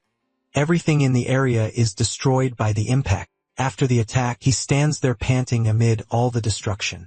Rebel was stronger than in the past and should have been the strongest, however. A large burst of light emerges from the middle of all the battle smoke. The power of Master Swordsman Ejido Yatsurugi was far greater than his. He then names his technique the powerful and legendary Red Lotus Blade. This power was far beyond Rebel's, hitting him squarely. Screaming in pain, he wonders how he can be taking fire damage now. Furious with the situation, he advances and begins trading blows with the swordsman. Shouting that he reincarnated, he tells his opponent not to underestimate him.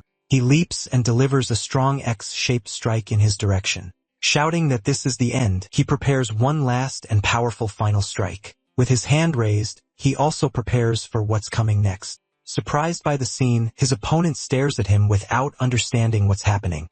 A massive circle appears, and a great strike falls upon the swordsman. In the distance, Riku begins shouting, asking how he dares do this and that he shouldn't have hurt his companions. The force of the blow is so strong that it ends up pushing Rebel far away. With a look of pure hatred, he prepares to attack Riku. Shouting how he dares, he launches a powerful strike in Riku's direction. Surprised by the speed, the boy realizes he won't be able to dodge the blow. At that moment, the swordsman appears and blocks the strike before it hits him. Telling him not to get distracted, he warns that his real opponent is him. With great anger, he then shouts Agito's name very loudly. Flying at him, he delivers a new and powerful strike from top to bottom. Preparing for the clash, the two advance against each other in the Great Hall. His ice strike hits squarely, making his opponent scream in great pain. Shouting that he's a bastard, his face begins to freeze from the blow. Using his technique, he freezes him completely inside a pillar of ice. Seeing his defeated enemy, he asks if the Sakigami unit is alright. Saying that everyone escaped, he thanks him for being saved at the last second. Looking at the ice pillar, he asks if he's really one of the 6 dragons. With a serious look, he simply confirms that, yes, he's absolutely certain. He explains that this is Rebel, the red dragon defeated 100 years ago. Surprised, he asks if it's the same one that Master Swordsman, Ijito, defeated. Saying it's surprising, he says he has something more important to ask now. He then asks if he heard Rebel call him Ejido Yatsurugi a while ago. Trying to change the subject, he asks about his injury and comments on the weather. Shouting for him to stop, he grabs him and demands that he confess what he's hiding. Asking him to wait, he warns that this way he'll end up hurting his injury. Realizing the situation, he thinks that maybe it's better to reveal his identity soon. Suddenly, the two are startled when they hear a mysterious voice coming from the ice. At that exact moment, the ice pillar that held him begins to crack, saying he understood. He breaks free and says he knows his limit now. Looking at the two, he says that if that was all he could do and says he can win the fight. Worried, he shouts Ejito's name, who asks him not to let his guard down. With a serious look, he says the enemy still hasn't shown his full power. Saying they studied humans, he reveals that this happened 100 years ago. Despite being weak, he says humans control magic better than dragons. Seeing the transformation begin, the two boys become completely paralyzed in place. Not believing what they see, they continue to stare at the scene right in front of them. Then, explaining that they acquired something, his feet begin to change shape. He says they combined the magical power of dragons with the control of humans. With a new smile, he reveals that all of this resulted in his new form. Revealing his hybrid form, he shows his newly acquired power to the two. Even facing the new form, Yujiro remains serious before that threat in front of him. Recognizing that power, he realizes it's stronger than Britra's. He then reveals the reason he didn't start fighting using this form. With a roar, he fires a massive strike toward Riku and Yujiro. The attack causes a gigantic explosion, destroying everything around with the impact. He continues explaining that the fight would be incredibly boring otherwise and that there'd be no fun if he killed Ejido too quickly. Warning his companion, he says the enemy is coming at them with everything. In that moment, Rebel advances on him in the blink of an eye with full speed. Surprised by the charge, he notices his opponent is much faster now. Even with the speed, he manages to block the strike using his sword at the limit. Asking what's wrong, he continues unleashing a sequence of strikes without stopping. With a powerful clash, the two strikes end up meeting in the air with force. Commenting on the form, he prepares to use his most powerful strike. Laughing at the scene, he asks if Ijito is still so confident. Calling out his opponent, he provokes him and prepares a new strike with his hands. Screaming for him to stop underestimating him, he launches a powerful energy strike. Advancing against the strike, Rebel screams for the weakling in front of him to die already. He then manages to hold the strike but ends up getting hit head-on by it. With the impact of the attack, his old chest wound starts bleeding again. Saying it doesn't matter, he shouts that he's a member of the Seraphim with pride. Going back to the past, a man asks him about a special task force he wanted. Explaining his idea, he says he wants to create the Seraphim, the strongest unit. He continues saying that even with the war's end, people still died on missions. Tired of all that, he says he wants to create the strongest unit, one that never loses. Back in the present, he says a wound like that won't be able to stop him. Then he releases a powerful strike using his maximum voltage against his opponent. With a smile on his face, he asks what Rebel thought of that new strike. In that moment, Ejido desperately screams Riku's name to warn him of the danger. But Rebel suffers no damage. And with a quick strike, Rebel hits him head-on and gravely wounds him in the chest. The impact of the strike throws him forcefully against the wall of the place. Worried, Ejido asks if he's okay, but he says he can still fight. Even on the ground, he says the master swordsman and the heroes brought peace. With his last strength, he says they need to protect that peace at all costs. With that, he finally passes out and falls completely unconscious on the ground before his friend. Rebel then provokes him, saying all he has are weakling companions. Mocking him, he prepares to use one of his sword techniques. Naming his technique, he surprises Ejido, who stares at him not believing what he hears. He then fires a massive strike from bottom to top toward the ceiling. His strike hits the ceiling and ends up breaking that place's barrier completely. Flying outside, Rebel is surprised to see he managed to break the gate, saying now it's more interesting. He flies toward Ejido quickly. Then the two begin exchanging an incredible sequence of strikes in the middle of the sky. The two strikes clash in the air, causing a powerful impact explosion. With a roar, he prepares to launch a powerful strike against his opponent.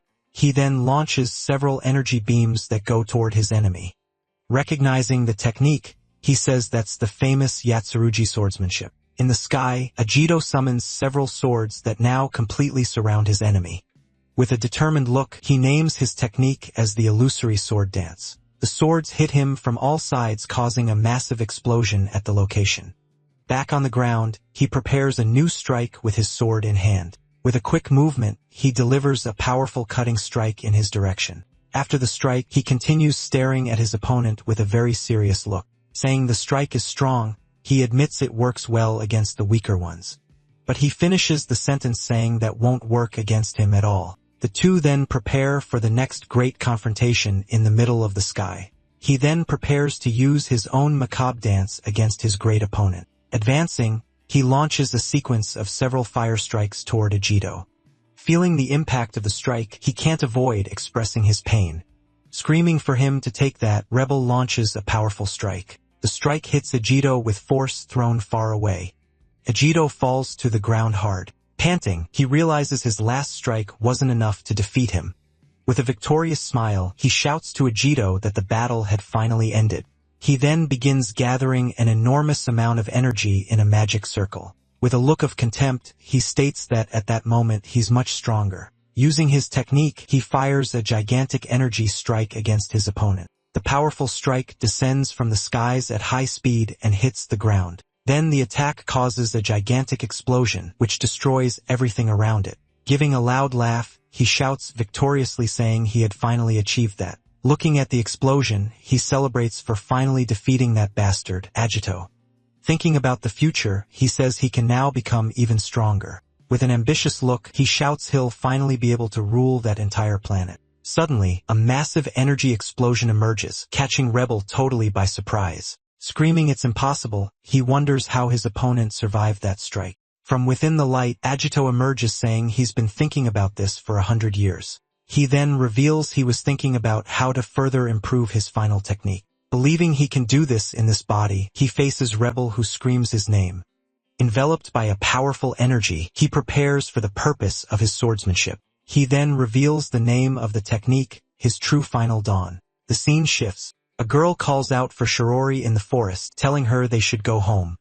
Camera in hand, she shouts firmly that she's not going anywhere. She says she hasn't found the golden hammer snake yet and won't return without a scoop. Suddenly, a strong gust of wind rushes past them both, startling them on the spot. They hear a noise and wonder if it's the snake coming their way. Running toward the sound, she shouts that she's going to catch the golden snake. With a determined smile on her face, she yells excitedly that she finally got it. Looking up at the sky, she sees two figures battling and doesn't understand what's happening. The journalist, Shuri Irie, 25 years old, stares at the scene completely shocked. Using the camera's zoom, she manages to witness everything that was happening there. She sees a young man with power strong enough to affect the entire environment. Then she sees a guy armed with a sword standing against evil. Back to Agito. He prepares for the purpose of his famous swordsmanship. Rebel then asks if he really thinks improving that technique can defeat him. Shouting that it's not enough, he prepares to use his macabre dance. He charges with everything, but Agito manages to dodge all the strikes in the air. Unable to hit him, he shouts that he can't strike the swordsman at all. Launching a new blow, he tries to hit Agito, who dodges once more. He then defends against a powerful strike that sends him flying far away. He shouts that it's impossible because Agito's power has already surpassed his hybrid form. Using his swordsmanship, he prepares a double strike, a powerful storm of blades. The two attacks clash and create a flash that illuminates the entire sky. Facing the attack, Rebel watches the combined strike coming rapidly in his direction. With great difficulty, he tries to defend against the sequence of blows hitting him. Flying away, he seems to have been badly wounded by the last major strike. Shouting that he's a bastard, he launches several fire strikes without stopping. The strikes hit everything around, causing a series of huge explosions in the sky. Appearing behind him, Agito prepares for the next major blow of the battle. With his sword, he delivers a swift strike, the sound of thunder's repetition. With a powerful shock, his blow hits Rebel square on with multiple attacks. Then he continues the assault, striking his opponent with the sound of lightning. Screaming in pain, Rebel is thrown hard to the ground by the force of the blow. After finishing the attack, he begins to descend slowly toward the ground. He realizes his body has no magic, which makes his strike stronger. In other words, he says that in a body without magic, he has incomparable potential. Readying his sword, he says the answer to all his power lies there. With a determined look, he prepares to show the result of his evolution. He then unleashes his supreme blade, which can even kill a dragon. Hit square on by the blow, Rebel screams in pain from the blade's impact. As he's consumed by the power, he screams in rage at not accepting defeat. With a furious shout, he releases a final and desperate explosion of power. Screaming very loud, he says he won't accept that defeat at all. He continues saying that, in his hybrid form, he couldn't possibly. He finishes the sentence saying it was impossible to lose as he fills himself with power. Shouting that he won't lose, he uses his final strike, the powerful howl of Rebel. With a roar, he fires the gigantic energy blast in his opponent's direction.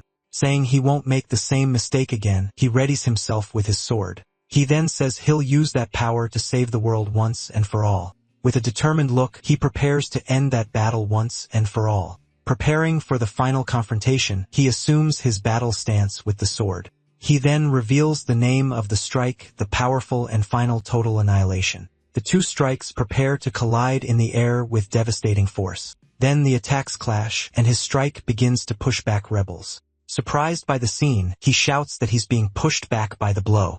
His strike is completely swallowed by Agito's, which advances relentlessly toward him. Not believing it, he wonders how he's being pushed back like this. Being consumed by the power, he screams Agito's name one last time.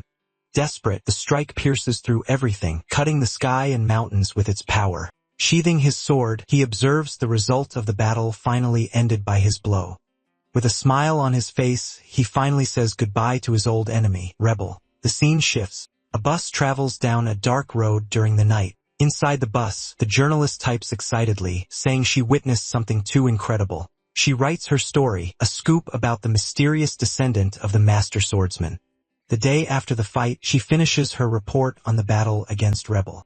Before the group, the Master says the 6 dragons have finally started to move. Praising her work, he congratulates her, but she says it was nothing much. Riku then explains that Ejito did all the work and that he was knocked out. Having a question for him, the Master turns to Ejito seriously.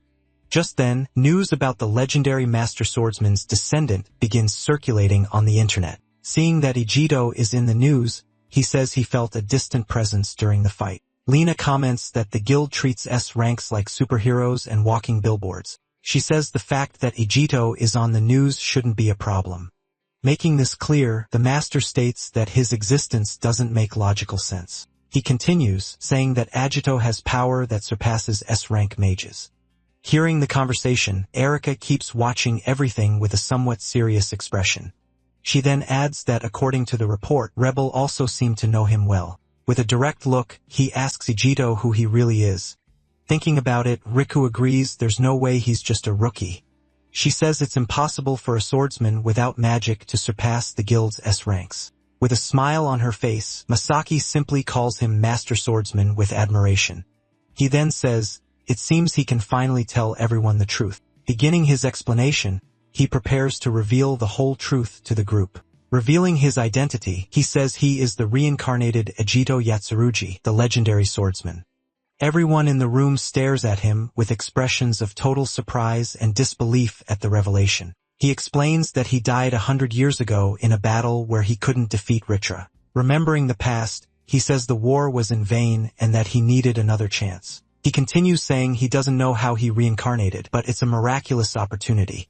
Shocked, the Master asks if his soul traveled 100 years into the future. He shouts that it's no wonder he's so strong since he's a living legend. Lena says that must be why she felt a strange aura from him all along. Misaki is very shocked. He says he doesn't know why he reincarnated, but they can't neglect the portals. He explains they would be in the hands of the 6 dragons trying to awaken the god Ragna. Asking everyone, he says to lend their strength to this difficult mission. Everyone in the room continues to listen to his request with great attention and in silence. Saying he believes in him, the Master leaves the future in his hands, Master Swordsman.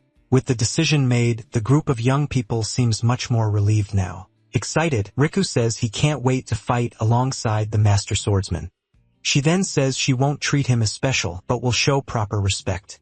Erika thinks she's happy because she wanted him to see her great-grandmother once more. Seeing Miss Masaki crying, she approaches a bit worried about the situation. She then shouts that she knew it, that he is the true and legendary master, Agito. Seeing the exaggerated reaction, the group feels a bit awkward with that whole scene. She says she read everything about him and can't believe she met him in person. Riku then lifts him up while she continues to admire him up close. Just then, he starts running with Ejito while she desperately tries to catch up to them. Annoyed by the joke, she yells for them to stop that immediately, saying he has a question. He wants to know if they have any good swords there. He then shows his sword, saying it didn't survive his last great battle. Asking if that's the highest quality sword, he hears that basically yes. Saying that's not good, he laments that his old blacksmith isn't alive anymore. The mention of the name leaves everyone in the room quite surprised and confused. Riku and Lena then look at each other, confused by the name they just heard. She asks who that person is, and he says it's a blacksmith he knew.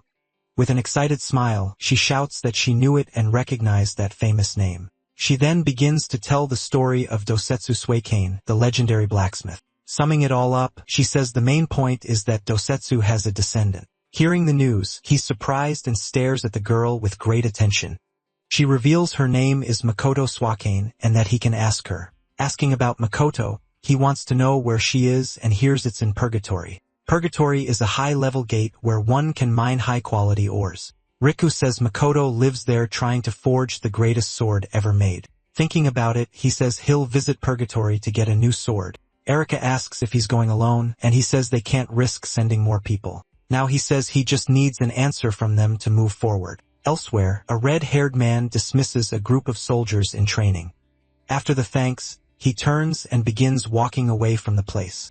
He then receives the message about the Master Swordsman having reincarnated in our era. Hearing that he's now a member of the Seraphim, he continues reading the message. He's then enveloped by a light and seems to be receiving an important message. Using a telesphere, a magical tool, he begins communicating with someone distant. With a serious and attentive look, he continues receiving the message through the sphere. Agito's message says a crisis is coming and asks for help. Holding the sphere, he seems to have received Agito's message successfully. With a strong grip, he crushes the communication sphere in his hand with anger. Repeating his name, she seems not to have liked that message she received at all. He then says it will be her who protects this world, not the swordsman, Agito. Arriving at the S-rank gate, he finally enters the dangerous purgatory in search of the blacksmith. Amid the scenery of fire and lava, he wonders if this is the workshop. Walking through the place, he comes across a mysterious figure in his path. Shouting his name, the figure asks him why he was in that place. Surprised by the encounter, he stares at him and tries to recognize the figure in front of him. Remembering the past, he recalls one of the heroes who fought by his side. He then recognizes him, calling him by his name, the great Shin Kagura.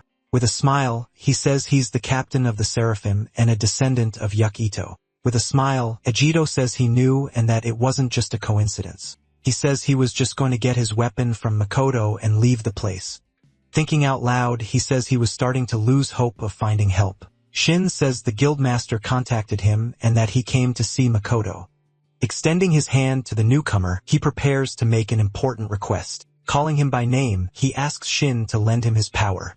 He finishes the request saying they should protect the world together from the great threat. With a slap, he refuses Ijito's hand and stares at him with contempt. Making one thing very clear, he prepares to deliver his message. With a serious look, he says he will never be a friend to the swordsman. Agito asks what he means and reminds him that the 6 dragons have returned. Saying there's no room for a hero of the past, he stares at him with anger. He shouts that he will be the one to protect the world, not the swordsman Agito. Then with his weapon in hand, he prepares for a direct confrontation right there. The two stare at each other, ready to see who is the strongest between them. Gripping his sword, he prepares for the strike coming in his direction. From the sky, a rain of diamonds begins to fall on the two warriors. Without hesitation, the two prepare to deflect all the attacks approaching them. Starting the confrontation, they deflect all the strikes with their weapons with mastery. The last strikes clash, ending the diamond rain with a flash. He says he thought he'd exploited an opening, but that he's the master swordsman. At that moment, Yu-Gi-Oh senses a powerful aura coming from somewhere nearby. A man appears, saying that if they were weaker, he wouldn't want to fight. The figure then reveals himself as Gildiga, the powerful diamond dragon of the earth. The two turn to the dragon, and Shin shouts Gildiga's name in surprise. Realizing the situation, Agito says this is the second dragon they've encountered. With a gesture, Gildiga summons an army of stone golems from the lava floor. He says that now that they've gathered, he'll need to do something important. With a serious look, he says he'll have to keep them trapped there in that place, saying this saves trouble. Shin says one of the dragons came to them. With a smile, he says the moment is perfect for what he wants to do. He shouts that he'll prove they don't need a master swordsman to win. Using his spear, he prepares his special technique, the powerful heat wave. The strike hits the dragon head-on, causing a huge explosion at the impact site. Even with the strike, the spear seems to have only scratched the dragon's skin. Crossing his arms, he seems to have felt absolutely nothing from the blow received. Surprised by the scene, Shin wonders how he didn't even make a scratch. Shouting to Shin, he tells him not to be so reckless in his attacks. Activating his technique, he advances and defends a strike that was heading towards Shin. He then wonders if this was the same technique that managed to defeat Rebel, saying that, unfortunately for him, things wouldn't be so easy this time. The dragon says his body will be like armor and that he won't scratch it. With a serious look, he observes the confrontation unfolding before him. Gildiga advances and lands a powerful blow on Ijito with his fist. Taking the hit, Ijito spits and stares at the stone monster with surprise. Ijito is thrown far away, but the ground trembles with the arrival of more. Large rocks fall from the ceiling while the army of golems continues to approach. Shocked, Shin wonders how he deflected the attack of the powerful master swordsman.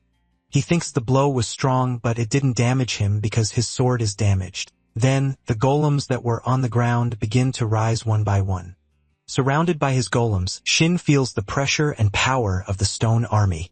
The dragon says the ore there is excellent and is full of magical power. He explains that his ability makes him stronger the more magic there is in the earth. With a superior look, he says he's stronger here than Rebel in his hybrid form. He finishes saying that his stone puppets are as strong as a dragon helper. Telling them to enjoy it, he disappears and leaves the two alone with the golems. Surrounded by the golems, Shin fights with his spear to try to defeat them all. Realizing the strategy, he says the dragon is just trying to buy time. He wonders why he would do that while one of the golems attacks him. With a powerful blow, the golem hits Shin squarely and throws him far away. Even after defending himself, several golems jump in his direction to attack him. Joining their fists, the golems come down hard and cause a huge explosion. Observing the scene, Gildiga wonders about the abilities of his stone puppets. Shin then asks if they regenerate even after turning to dust from his blows. Releasing his energy, he prepares to use an area strike and destroy them all. Using his spear, he launches a strike that hits all the golems at the same time. The golems are destroyed, and their pieces fall scattered all over the ground. But in the blink of an eye, the golems begin to regenerate from the ground again. Irritated by the situation, he prepares for the next wave of stone enemies. One of the rocks falling in his direction is destroyed by a sword strike. Agito then begins to walk while the two observe what he's going to do. With a serious look, he prepares to show his true power to everyone. He then walks to the center of the arena, positioning himself for the great battle. Saying they're in his way, he removes his tie and dress shirt.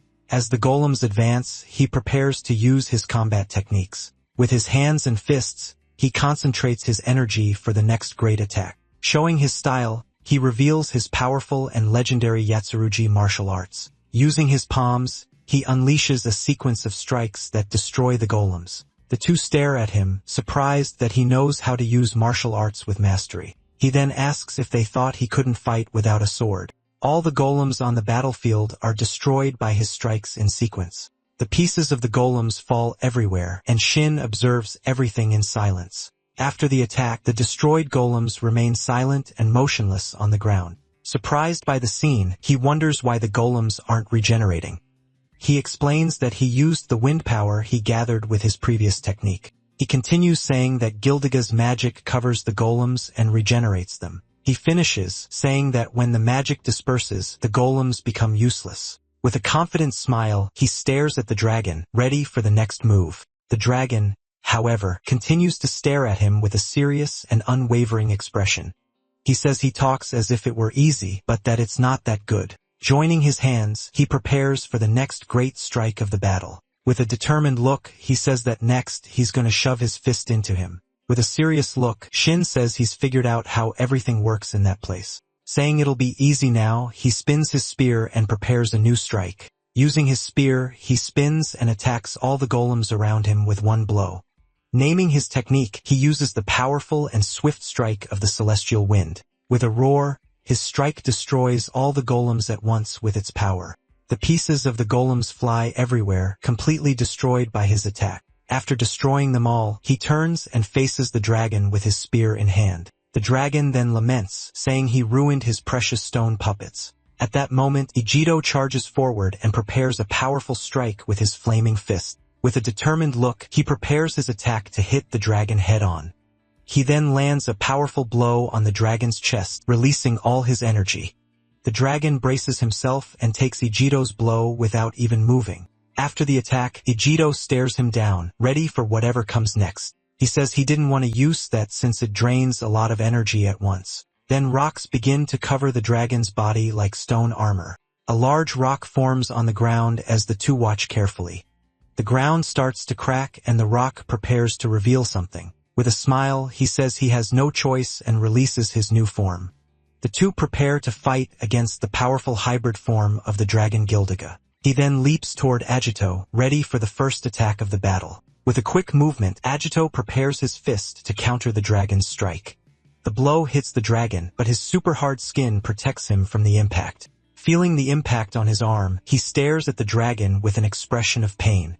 Far from there, Shin readies his spear to use one of his strongest techniques. He then uses his powerful technique, the feared and legendary Dragon Slayer. The strike hits the dragon dead on, but he defends it with his ability. The spear can't pierce his skin, and Shin stares him down with a serious look. He then leaps to the side, preparing for the next attack against the dragon. Agito explains that the hybrid form increases all the dragon's stats, not just defense. With his body cracking, the dragon prepares to show his true power. The dragon attacks Agito with a powerful blow, but he manages to defend himself. He's then thrown far away while Shin watches the scene carefully. Shin tries to land a strike, but the dragon defends it with his hardened arm. The two face each other, determined to win that difficult and complicated battle. Agito then releases a wave of energy, preparing for the next attack. He continues to release his energy as he prepares to fight with everything. Shin gets irritated with the situation and prepares to use another one of his strikes. He then leaps and strikes the ground with his spear, creating a crater. The blow hits the volcano, which starts to tremble from the attack's impact. At that moment, the volcano begins to erupt with full force. A massive explosion of lava happens, showing the power of that dangerous place. He says his body is in super hard mode and that nothing will affect him. He then summons new golems, stronger and ready for the great battle. Saying he could simply finish them off, he stares them down with a serious look. Agito realizes the dragon has strengthened his soldiers for the next fight. The dragon prepares and creates a magic circle for a new powerful strike. He then launches a rain of diamonds that attacks the two warriors relentlessly. Surrounded, they face the continuous magical attacks and the dragon's stone soldiers. Agito says that even in hybrid form, the location of his core is the same. Asking Shin to attack together, he says they just need to break his armor. With a war cry, Shin charges forward saying to focus the attacks on the defense. Telling him to shut up, Shin stares him down with a look of pure rage. He says he already warned that he's the one who will be Earth's protector. He shouts that someone like Agito, who died a long time ago, wouldn't understand anything. With a powerful blow, he breaks the ground and launches himself toward the dragon. He finishes the sentence saying Agito doesn't know what it's like to carry that weight. In the past, 12-year-old Shin asks his great-grandfather about his ambition. The great hero Yahello Kagura asks the boy what he means by that. He says he thinks his great-grandfather should be more famous and recognized by everyone. At school, he hears that the 6 dragons were defeated by the 4 great heroes. The teacher then reveals that Yahello Kagura is his classmate Shin's great-grandfather. Hearing the announcement, he becomes happy and smiles proudly at his classmates.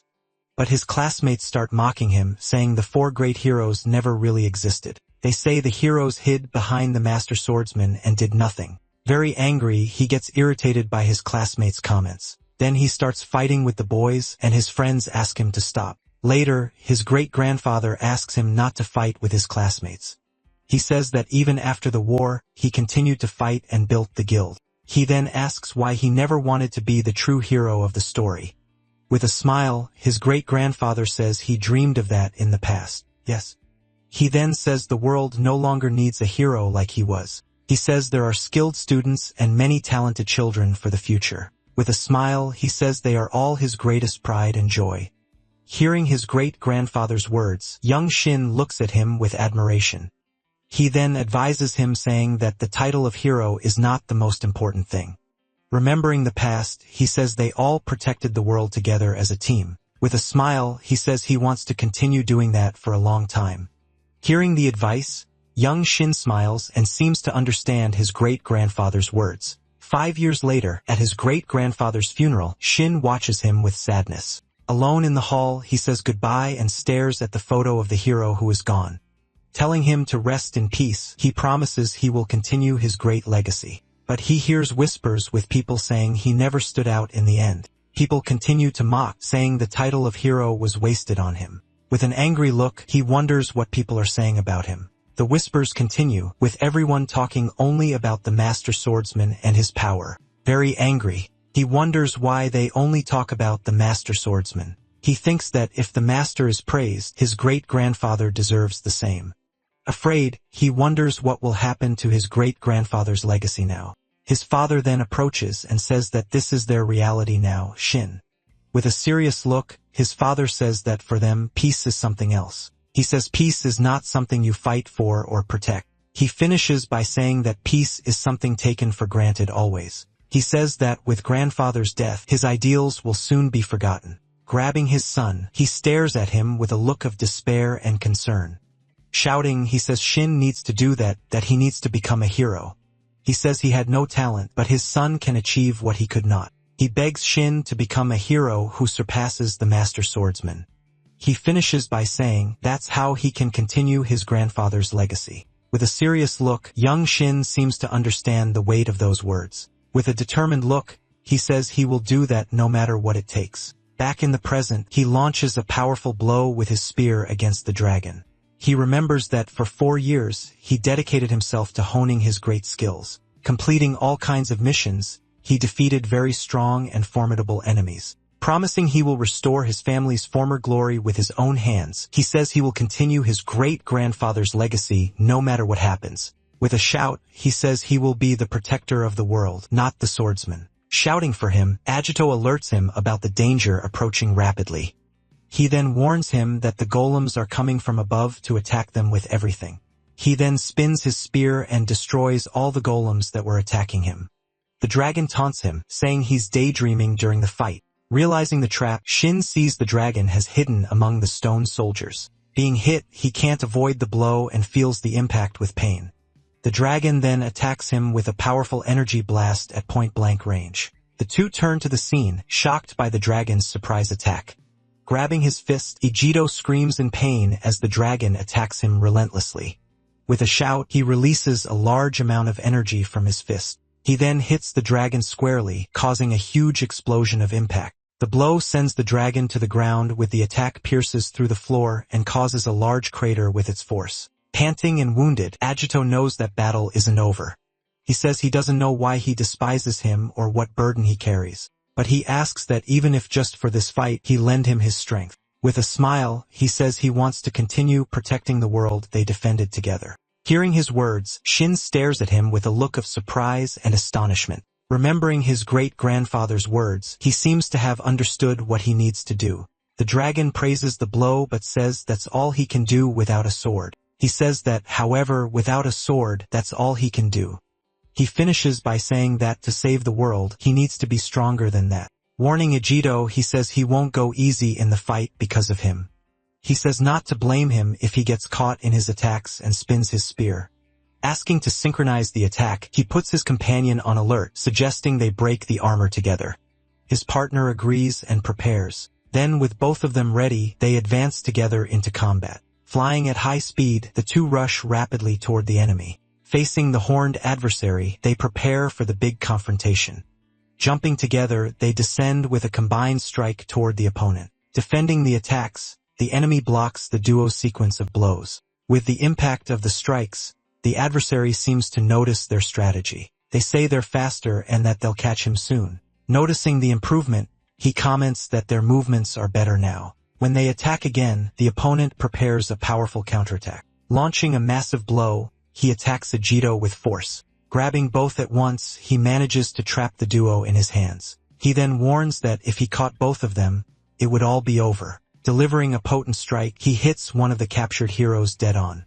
With the force of the impact, various debris is hurled in all directions. Then a surprise attack comes from behind, hitting the enemy square on. Thanking the help, he says they're finally even now. Using a martial art, he creates multiple copies of himself on the field.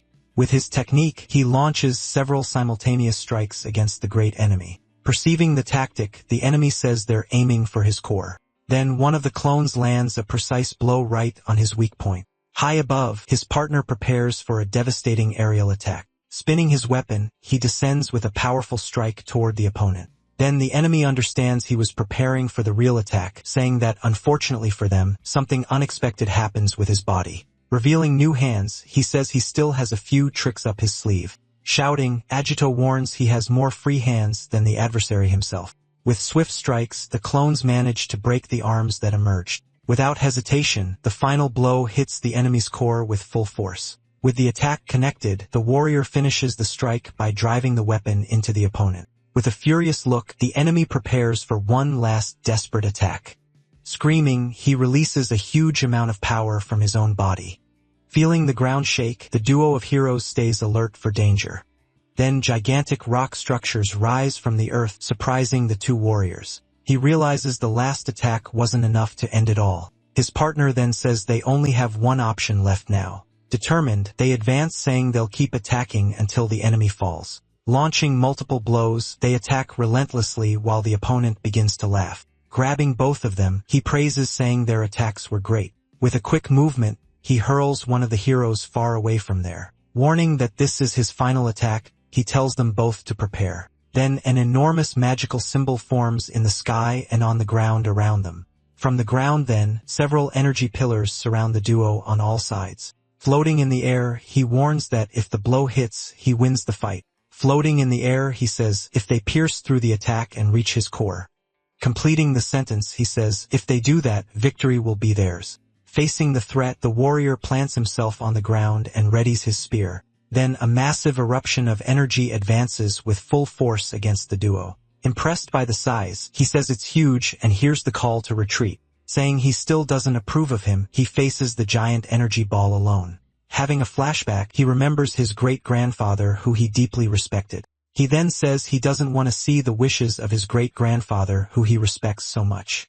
Gathering energy in his spear, he prepares for a massive counterattack. Completing his words, he says he doesn't want to see all of that become nothing. Using his technique, he launches a powerful strike toward the enemy attack. Then, the two attacks clash in the air with devastating force. With the impact, his blow begins to crack the opponent's attack at the center. Breaking through the barrier, his energy spear advances toward the enemy. Observing the attack, he says all of that was quite disappointing in the end. Questioning what was said, he asks if the enemy is sure about that. Then the enemy notices something unexpected and suddenly goes on alert in combat. Looking for his partner, the enemy wonders where he could be now. Answering the call, the warrior emerges high above the horned adversary. Gathering energy in his hands, he prepares a strike with his special technique. Using his martial art, he descends with a devastating blow on the opponent's head. With the impact, a gigantic column of energy rises to the heavens with force. After the attack, he floats in the middle of all the raised dust. Breathing deeply, he seems quite tired after using such a powerful blow. Emerging in the smoke, the enemy says it's a shame things ended this way. Looking at the hero, he says he hoped the fight would be different. Revealing a hole in his chest, he says he wanted to enjoy the fight a little more. With the fatal blow, the enemy's body is thrown backward, lifeless. Then his body falls to the ground with an impact that raises a lot of dust. Exhausted after the long battle, the two warriors breathe with difficulty. Demanding an answer, he asks why the enemy came to that place. He then questions directly what the fallen adversary's true objective was. His partner comments that he was trying to drag out the fight as long as possible. In the flashback, he realizes the enemy got excited and forgot to buy time. Nearly defeated, the enemy asks if they happen to know about hot springs. He then explains how magma heats the water, which rises to the surface. Not understanding anything, he asks what the enemy means by that. Revealing the plan, he says the guild's land is rich in energy. He then asks what they think is beneath the main building. Having a revelation, he desperately screams Ragnar's name as he understands the plan. With a smile, the fallen enemy confirms all the suspicions of the two heroes. He then remembers the dragon god that the guild master had mentioned. Receiving a call, he hears that the guild headquarters has been ambushed. The person warns that 4 of the 6 dragons are attacking the headquarters. He then says it was only natural that he was sent on that mission. Completing the sentence, he says he was assigned to delay the two heroes there. Realizing the tactic, he says their timing was too good. Warning that they must hurry, the enemy alerts them about the consequences. He then says that if they don't stop them, humanity will be destroyed. With the ground breaking, the enemy's body falls into the lava pit. Then his body sinks into the magma, disappearing completely into the crater. Observing the scene, the two heroes remain silent before his sacrifice. From inside the lava, he says it was the first time in 100 years he finally enjoyed a real fight. After that, his body sinks for good and disappears into the lava. Shouting, he says, everyone is in danger if they don't return. Seeing his injured hand, he says he won't be able to use his fists anymore. Standing in front of a cave, they see Makoto's workshop. He then says he needs a weapon, anything he can use. Saying not to worry, he responds to the alert about the dragon's attack. He explains he wasn't the only member to return, guaranteeing they'll arrive in time. Changing scenes, the story goes back to a few minutes earlier at the guild gate. At this, two members talk worriedly about the return of the 6 legendary dragons. Trying to calm him, one says everything will be fine because the captain has returned. Confirming everyone's return, he says they probably won't need to do anything. Suddenly, a mysterious figure approaches and stops in front of the 2 guards. Looking at the building, the newcomer says his allies are already busy. With a smile, he says it's time to clean up all the trash. One of the guards then calls to him, warning that the area is for authorized personnel only. As he was about to finish the sentence, a blow pierces through the guard's body instantly. At this, the other guard is hit by a blow that goes completely through him. Calling him an insignificant human, he shows his contempt for the wounded guard. Irritated, he says they dare not confuse him with some simple child. Revealing his identity, he introduces himself as the Dragon of Wind and Contempt. Complaining about the appearance, he questions why he has that child form. Shouting that it's an ambush, the guard warns that an enemy is attacking. Gathering energy, the wind dragon prepares to launch a great blow. With a gust, the guard is thrown far away before finishing the sentence. Announcing his arrival, he tells the humans to behold him with attention. From afar, a man observes the destruction at the guild building with a smile. Being one of the dragon's allies, he says the plan has finally begun. In a flashback, his master says he will attack the sword master. He then orders his servant to watch the perimeter and handle the reinforcements. Warning to be careful, he says some humans can fight on equal terms. Thinking about the master's words, he boasts about his own strength now. With one of the 6 dragons gone, he sees a great opportunity to grow. As he was about to claim victory, a surprise blow hits him square on. Appearing suddenly, a man tells him to give up on that promotion he so desires. Putting a cigarette in his mouth, he remains calm before the wounded enemy. Arriving with his allies, he greets the dragons in a very mocking way. Observing the explosion, he sees the guild building being destroyed in the distance. After agreeing, the 2 prepare to spring into action immediately. Saying it's time to work, the vice captain prepares for battle. In the central command room, they gather to discuss the next strategy. Being healed, he thanks Lena, saying he's feeling much better now. The leader then says they're going to discuss how to deal with the 6 dragons. Saying the situation is difficult, he reveals he's had a new idea. He suggests they could use a hybrid form to fight on equal footing. Suddenly, a powerful explosion shakes the room, startling everyone there. Sensing an immense magical power, the 2 girls are completely shocked by the situation. He realizes the power is stronger than the dragon they faced before. Shouting that another dragon has arrived, he alerts everyone to the imminent danger. Desperate, the leader remembers there are civilians on the lower floors of the building. Facing the threat, he orders that everyone needs to fight the invader immediately. She then realizes that dragons can easily infiltrate the city in human form. With the sword master attacking from afar, she suspects there may be more enemies. Seeing danger approaching, he shouts Erika's name. Asking to use the shield, she creates a barrier and protects the group from the attack. Asking if everyone is okay, she receives thanks from her frightened companion. She then warns them to keep their guard up because the real fight is about to begin now. Looking at the destroyed door, they see a new enemy emerging from the darkness. Then the mysterious woman asks if they're the group known as Seraphim. With a confident look, she says she's going to see what they're capable of. Introducing herself, she says she's going to play around a bit with all the heroes present. He realizes her power is different from what they felt on the floor below. Frightened by the situation, the girl realizes 2 dragons are attacking at once. Saying not to worry, she warns she'll only fight until Ragnar wakes up. Manipulating water, she creates several creatures to attack the group of heroes there. With the pressure of the attack, the floor and walls begin to crack all around. She says sometimes she doesn't know her own strength when it comes to fighting. With a threatening smile, she asks them to try to stay alive in the battle.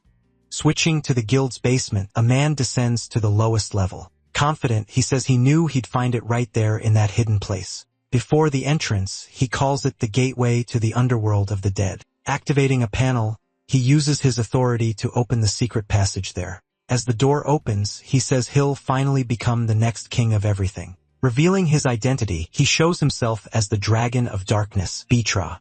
Outside, the guild guards desperately shout that they're under ambush. Running, they organize themselves to find the invaders who attacked the location. Sitting on a bench, a man observes the whole situation from afar on his phone. He then says he's happy to have manipulated the draws that were made, revealing himself as the fairy dragon. He says observing is perfect for relaxing. He comments that his ally will take care of all the dirty work and confusion. When he was distracted, Tetsuya appears silently right behind his bench. With a single finger, he launches a strike that causes a huge explosion. After the impact, he stares at the wreckage with a serious and focused look. Seeing the warrior in front of him, he seems surprised by the unexpected appearance. He then says that apparently he won't be able to slack off anymore. Saying he's different, the warrior stares at him with seriousness in his eyes. At that, his companion steps forward asking to leave the enemy to him. Confirming his suspicions, he asks if that's one of the legendary 6 dragons. Revealing his name, he says he wants the reward to buy new clothes.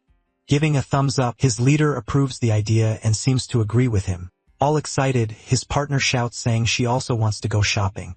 She complains that they ruin their clothes all the time in that thankless job. Staring at the trio, the dragon asks if they're really the Seraphim group. Saying he'll finish quickly, he warns he needs to read his comic in peace. Agreeing with the idea, she says they were also thinking the same thing. With his technique, he summons a shadow servant for the battle that begins. Right after, the creature rapidly advances toward the dragon for the first strike. Saying, "Let's begin," she launches a support spell to strengthen her ally. With the support spell activated, he prepares for the combined attack. At that, the shadow creature begins to writhe and change form. Then multiple eyes emerge glowing from within the darkness of the summoning. Before the dragon, the creature reveals itself as a giant wolf of pure shadow. Perceiving the tactic, he says one of them must have an amplification ability. Giving the order, he commands his creature to advance against the enemy immediately. With a swift leap, the shadow creature lunges at the dragon. While the attack happens, the other group members watch everything carefully. Hitting the target, the creature's strike causes a massive impact on the adversary. He asks if other members of the Seraphim squad also returned with him. Confirming their return, he says 3 other members came back to the base too. Explaining about the reinforcements, he says the vice captain is the strongest. He then states that the vice captain is probably the strongest member of the group. Upon hearing the news, his partner is visibly surprised by the information. Saying he came to find Makoto, he believes the others will hold off the attack. Just then, a giant figure approaches them, interrupting their conversation. Suddenly, a furious voice screams at them both, startling them. Coming out of the cave, a woman asks why they were making noise in her workshop. In a rage, she yells that they ruined her newest weapon creation. She then puts all the blame on both of them, shouting with a very angry face. Recognizing the woman, he shouts Makoto's name, the blacksmith's descendant. When he tries to explain the emergency, she yells saying she doesn't care. Furiously, she says nothing is more important than forging her weapons. Arguing with him, she complains that he came back earlier than they agreed before. Surprised by the scene, he says he's never seen his friend like this before. Pointing at the other one, the blacksmith calls him with a very loud shout. Saying she doesn't recognize him, she asks if he's the master swordsman. Shocked by the question, he wants to know how she knows him so well. Analyzing his posture, she says he's always ready for an attack. Concluding her analysis, she states he can only be the master swordsman. Impressed, he praises the great skill of the famous blacksmith's descendant. Seeing the weapon on the ground, she asked what happened to the broken sword. Answering the question, he says the sword broke in a previous fight. Starting to cry, she picks up the sword from the ground and calls it poor thing. Lamenting for the weapon, she says its condition is horrible and very sad. Kneeling on the ground, she promises she'll fix it and make it good as new. With tears in her eyes, the blacksmith Makoto continues lamenting the weapon's state. Changing scenes, it's shown that she inherited the talent of her legendary ancestor. Reading her description, he asks if the blacksmith is always like that. Running to the workshop, she asks them to wait and he decides to follow. Arriving at the workshop, the place is filled with weapons and battle equipment. Asking about the weapon he ordered, she says she finished the work some time ago. She then points to a spear, saying it's that one over in the corner. Presenting the weapon, she says the spear's name is Ultra Kagura Gungnir Mk2. The three then observe the new spear, which stands prominently in the middle of the room. Finding the name ridiculous, he says that's way too tacky for his taste. His partner comments the name is tacky even for him who came from the past. Praising the creation, he says the name is wonderful and questions their taste. Confused, he wonders if tacky names are in fashion now. Testing the new weapon, he spins the spear and prepares to attack a dummy. She warns that the dummy is made of the most resistant material that exists. With a single blow, he completely destroys the very expensive dummy. Saying it's not bad, he tells Makoto he'll take the spear. Saying she has a weapon, she asks if he expected her to come. Touching the wall, she says her great-grandfather always talked about him when he drank. In a flashback, she remembers him blaming himself for his friend's death. She thought if she had given him a better weapon, he wouldn't have died. With a serious look, he listens in silence to her family's story. She then tells him they forged a single sword for over 100 years. Before a new door, she says they prepared for the war. Completing the sentence, she says they did everything to fulfill their role. Revealing the weapon, she shows her family's masterpiece, the Dragon Slayer. With a serious face, he observes the sword that was made especially for him. Holding the sword, she remembers the old master swordsman she met before. Handing over the weapon, she says the sword finally belongs to him now. Holding the sword, he prepares for battle with renewed determination. Feeling the weapon, he realizes the sword seems very familiar to him. In the flashback, it's shown they were partners for many, many years. Forging the sword, he could clearly feel all his friends' will. Remembering the past, the two blacksmiths put all their effort into that weapon. Holding the blade, he felt all the will that was incorporated into the sword. Then a voice from the past asks him not to die this time in battle. With a smile, he thanks Dosetsu for the incredible weapon he received. Calling him to the fight, his friend says they need to go right now. Then they warn that all his companions are waiting for him there. After the dust settles, the group observes the result of the attack. Surprised, the girl comments that it was a precise and clean hit. Still, the adversary doesn't seem to have suffered a single scratch. Suddenly, an explosion happens in a building very far from there. Worried about the collapse, he warns that they need to split up now. Turning to Nagi, he asks him to keep holding the enemy here. Then he turns to Asami, who listens to everything without understanding. Apologizing, she warns that she thinks her friend is in danger. Saying she's heading there, she simply leaps toward the building. He then says it's all right and that he has an order. Looking seriously at the enemy, he tells Nagi to survive at any cost. On the other side, the enemy tells them to go and run away once and for all. Floating, the enemy launches multiple strikes in the direction of all of them. Being hit head-on, one of the girls screams while trying to dodge.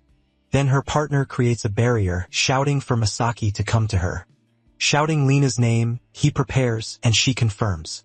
The two then position themselves to use their strongest attacks. Firing together, they launch the combined attack against the adversary, but the strikes seem to have no effect, being defended easily. Seeing the result, he's completely shocked by what happened. She then says she loves energetic prey because the fun increases. Frightened, the girls comment that the strikes didn't even scratch her. Then her partner asks if he also noticed that. Confirming, he responds yes, that he also managed to notice. He says she dodged at the last second, revealing her weakness. To break through the defense, he explains they would need to use a hybrid form. Preparing himself, he decides that maybe it's time to use that technique. Concentrating all his energy, he prepares for the next action. Suddenly, a strong impact hits the wall near the adversary. Arriving with everything, a girl lands in the middle of the confrontation.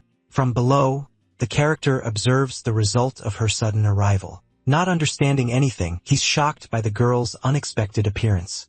Recognizing the newcomer, her companions shout her name. Warning that it's good to see them, she says she'll take over the fight. Impressed by her presence, the two girls look on in shock. Changing scenes, he's standing alone in front of a crater. Asking for the enemy to appear, he states he knows he didn't die. Emerging calmly, the opponent complains, saying how annoying that is. He says there was no need to notice him so quickly like that. Without warning, the creature advances and lands a blow on his neck. After attacking, the creature pulls away, leaving the man wounded. Observing the enemy, he finally recognizes him as the Dragon of Light. Saying he already warned him, his creatures advance toward the enemy. With a cold look, he orders the adversary to die at once. Finding it funny, the enemy simply mocks the whole situation. Then he changes his expression saying that Asura is very annoying. Changing scenes, Asura complains that he's bored with weak opponents. Looking at the defeated enemies, he regrets not going with his companion. Tetsuya then appears asking if he wants a real fight. Noticing the bodies disappeared, he asks who that old man is. He then introduces himself saying his name is Tetsuya Wolf Yagyu. With an air of superiority, he says he'll crush him completely. Throwing the cigarette away, the object goes flying toward Asura. In an instant, the man appears surprisingly right behind the opponent. Questioning Asura, he asks if he's showing off his speed. Turning around, he says even so he can still see him. Floating in the air, he says the word triple to Asura. Not understanding how he did that, Asura is completely shocked. Summoning a light, he prepares to cut all existing things. Then he fires the strike, launching a massive attack downward. With immense force, the strike hits the ground and explodes. After the smoke dissipates, he remains standing in the same place. Lighting a cigarette, Tetsuya comments that this is the first time since Shin that someone managed to withstand that attack, seeing Asura survive. Giving a laugh, Asura seems to be enjoying the fight very much. Praising the old man, he says he's been bored since he was revived. Finally finding a real fight, he proposes they fight to the death. With an irritated look, Tetsuya just calls Asura a brat. Split into three, the ambush against the dragons presents its first confrontation. Meanwhile, Nagisakiki faces the powerful fairy dragon head-on. In the third battle, Tetsuya Wolf Yagyu stands before the dragon of contempt. With a smile, Asura says the fight continues until one of them dies. Looking irritated, Tetsuya just calls him a brat and gets ready. Going back in time, the leader explains the plan for the attack to begin. He reveals that their biggest obstacle will be the master swordsman, Agito. The first part of the plan is to keep the swordsman away from headquarters. All of this so they can finally awaken the sleeping dragon god. Giving the final order, he tells them to kill any human in their way. Hearing the order, the four chosen for the mission prepare themselves. Arriving at the location, the villains meet up before starting the attack. He then says that their companion was a fool for dying early. Asking about humans, Asura doesn't understand what he means. He explains that for them, the weak are devoured by the strong. Not understanding, Asura asks what's the problem with that conversation. He then says that humans possess a different kind of strength. Saying they seem weak, he remembers a simple meal, but he admits that sometimes humans manage to move him deeply. Showing a card, he questions if there's another way besides fighting. Then he turns and asks if Asura finds him strange. With indifference, Asura answers that it doesn't matter one bit. Jumping, he says he only cares about fighting someone strong. He says he's anxious for the world they're going to create soon. Turning around, he says the swordsman is who he wants to face the most. Questioning his partner, he asks if only the swordsman is worth it. With a smile, he feels the two can finally understand each other. Staying silent, Asura seems to think a bit about the conversation. Back to the other fight, he analyzes the enemy's impressive speed. With a big smile, he finds the whole situation very entertaining. Asking if he's stronger, Asura questions him about the swordsman. With a mocking air, he asks if the little boy is afraid. Shaking his head, he prepares to start the attack. Screaming that he's not a little boy, he charges forward with everything. He then boasts about being the fastest of the 6 dragons. With a smile, he says he'll reveal all his tricks. Advancing for the strike, he's surprised by the word quadruple. Floating in the air, Tetsuya stares down at him after the blow. Realizing the new speed, he's amazed by his opponent's power. Firing a strike from above, he forces Asura to retreat, creating a whirlwind he prepares for the immediate counterattack. Launching the great whirlwind, he attacks with his full strength. Seeing the reaction, he wants to know if the dragon understands the essence. Concentrating his power, he prepares to flow with ferocity. Pouring out his energy, he fires the attack called Light of Illusion. Dodging the attacks, he jumps to escape multiple light strikes. With a simple gesture, Tetsuya calls him to continue the combat. Being caught by surprise, he sees the strikes coming directly from the ground. Barely dodging, he realizes the enemy controls the attacks freely. Understanding the fighting style, he concludes that Tetsuya is a counter-attacker. Analyzing the situation, he smiles knowing his opponent's specialty. Now having more options, he prepares his own strike to counter. Launching a sextuple whirlwind, he attacks with immense power. With a confident smile, he says he's blocked all escape routes. Advancing, He shouts that this is the old man's end and will attack. Blowing smoke, he calmly tells Asura to simply stop. Suddenly, all the boy's movement freezes in mid-air. Now paralyzed, he's surrounded by several orbs of luminous energy. Seeing all of that, he understands the true nature of Tetsuya's power. Changing scenes, Tetsuya walks while the building explodes in the background. In silence, Tetsuya just observes the situation unfolding ahead. Floating in the air, Asura says he finally understood everything now. He then shouts that his opponent's ability is to manipulate time. Explaining the technique, he says Tetsuya accelerated and stopped time. Asking if he's right, Tetsuya just responds with who knows. Praising Asura, he questions if he's going to run away and go home. Shouting no, he points and says they must continue the fight. While preparing, he asks how long Tetsuya stops time. Continuing the question, he suggests that maybe it's just 3 seconds. Saying it doesn't matter, he releases his hybrid form promising to tear through time. Surrounded by intense energy, he faces Tetsuya ready to attack. Seeing the hybrid form, Tetsuya says he now has no other choice. Preparing himself, he says adults must stop brats like him. Being flexible, wind magic can be used for both attack and defense. However, its lower attack power led to his previous defeat. Facing each other, they prepare for the continuation of combat. Smiling, he raises his hand, initiating his newest devastating strike. Using the Great Catastrophe, he attacks with a gale of pure destruction. Caught by surprise, Tetsuya screams as he's hit by the windstorm. Impressed, he questions the massive power increase of the hybrid form. Seizing the chance, Asura charges at him with speed. Landing a direct hit, he throws his opponent backward with force. He prepares another strike aiming to hit Tetsuya's face, but Tetsuya counterattacks using his quadruple ability once more. Complaining about the situation, he notices that Asura's speed has also increased. Attacking with his light of illusion, he fires multiple energy blasts. Even being hit, 151-year-old Asura endures. It's then revealed that in human age, he would only be 14 years old. Being very young, he shouldn't compare to other ancient dragons. So the question remains how he became one of the 6 dragons. Showing his talent, the Dragon of Contempt has an aptitude for combat. If he were more mature, the fight from a century ago would be different. With a smile, the two face each other, ready to continue the battle.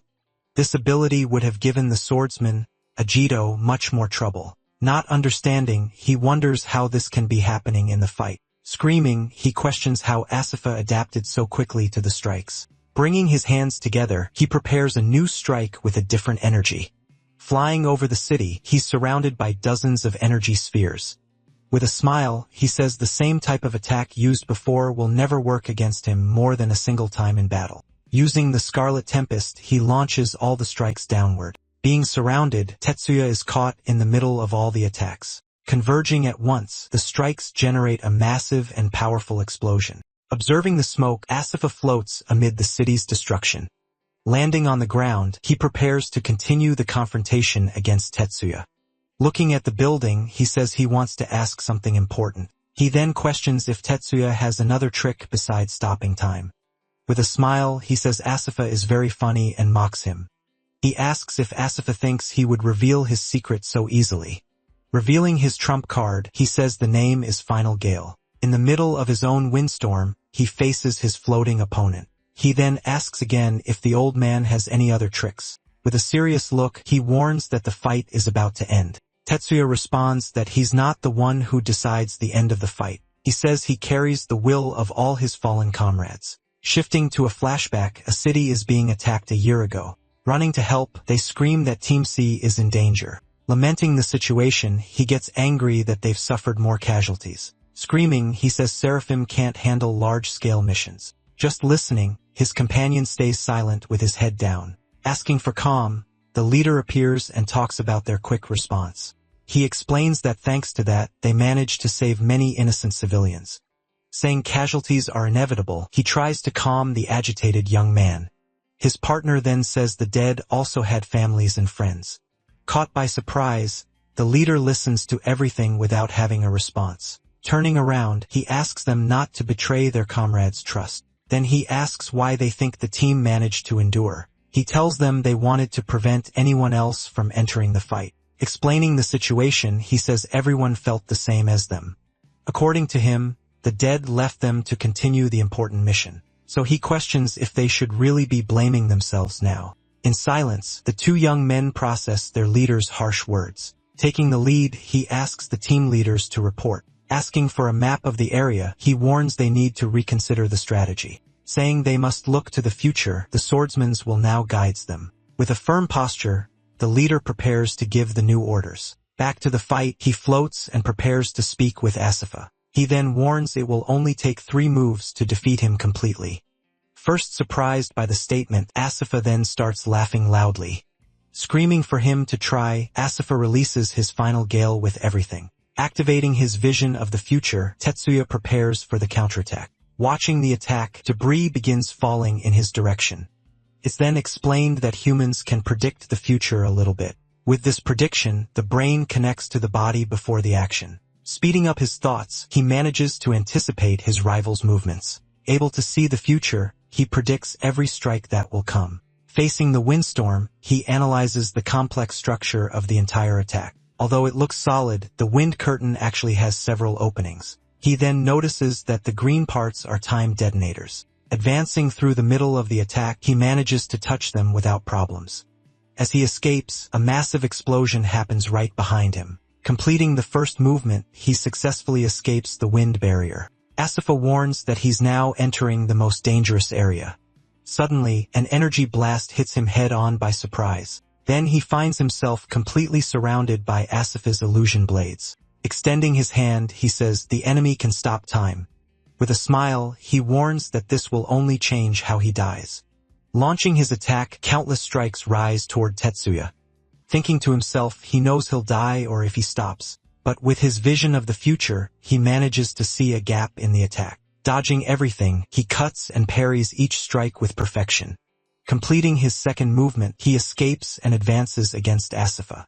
Surprised, he praises the old man for managing to dodge everything. But then Tetsuya says that even so, the fight is finally over. A change in air pressure affects the balance of the nervous system. In a high-speed battle, this tactic proved very effective. He realizes this is something his vision of the future doesn't predict. The choice for the final blow wasn't any special attack. Wrapping his hand in energy, he prepares for the last strike. He knew the best way was to use his strongest weapon. Screaming with a smile, he says this is the end for Tetsuya. Pointing a finger, Tetsuya prepares for his third and final movement. A powerful energy blast hits Asura head-on by surprise. Screaming in pain, he doesn't understand what Tetsuya did to hit him. Walking with difficulty, he can barely stay on his feet after the fight. He then reveals that a strike beyond perception was his plan. When he launched his attack, Asura moved in closer. Approaching, he fell into the trap exactly as Tetsuya expected. Fallen on the ground, Asura listens to Tetsuya speak his final words. With his opponent defeated, he declares himself the great victor. Fallen and wounded, Asura can barely speak properly after the blow. Screaming, he gets irritated and says that all of it was very unfair. He then shouts that Tetsuya cheated, but he refutes the accusation. Pointing at Asura, he asks if he has any last words. With one last question, he asks if Tetsuya is just a human. Being just a human, he wonders how Tetsuya is so strong. He then questions Asura, asking what he's fighting for. He says if it's for himself, he'll never feel true strength. He explains that fighting for someone breaks all limits of power. Surprised by the answer, Asura grows thoughtful about the conversation. Remembering from before, he understands that humans have a different strength. With a smile, he says he's decided what he's going to do now. Pointing at Tetsuya, he promises he'll defeat him no matter what. He warns that next time he'll win for sure. Impressed by the attitude, he sees Asura fly away. He then uses a strike to launch Asura far away. Irritated, he shouts that he lost today but that the fight was fun. He asks them to play again and calls Tetsuya an old geezer. Flying over the city, he looks at the damage the fight caused. Shooting into the distance, he flies away from the city at high speed. Flying away, he says he now understands what his companion was talking about. As he leaves, he comments that humans are much more interesting. Watching Asura disappear, he regrets not being able to track him anymore. Thinking about the swordsman, he concludes that Agito was a monster too. Standing alone, he gets irritated remembering he was called an old geezer.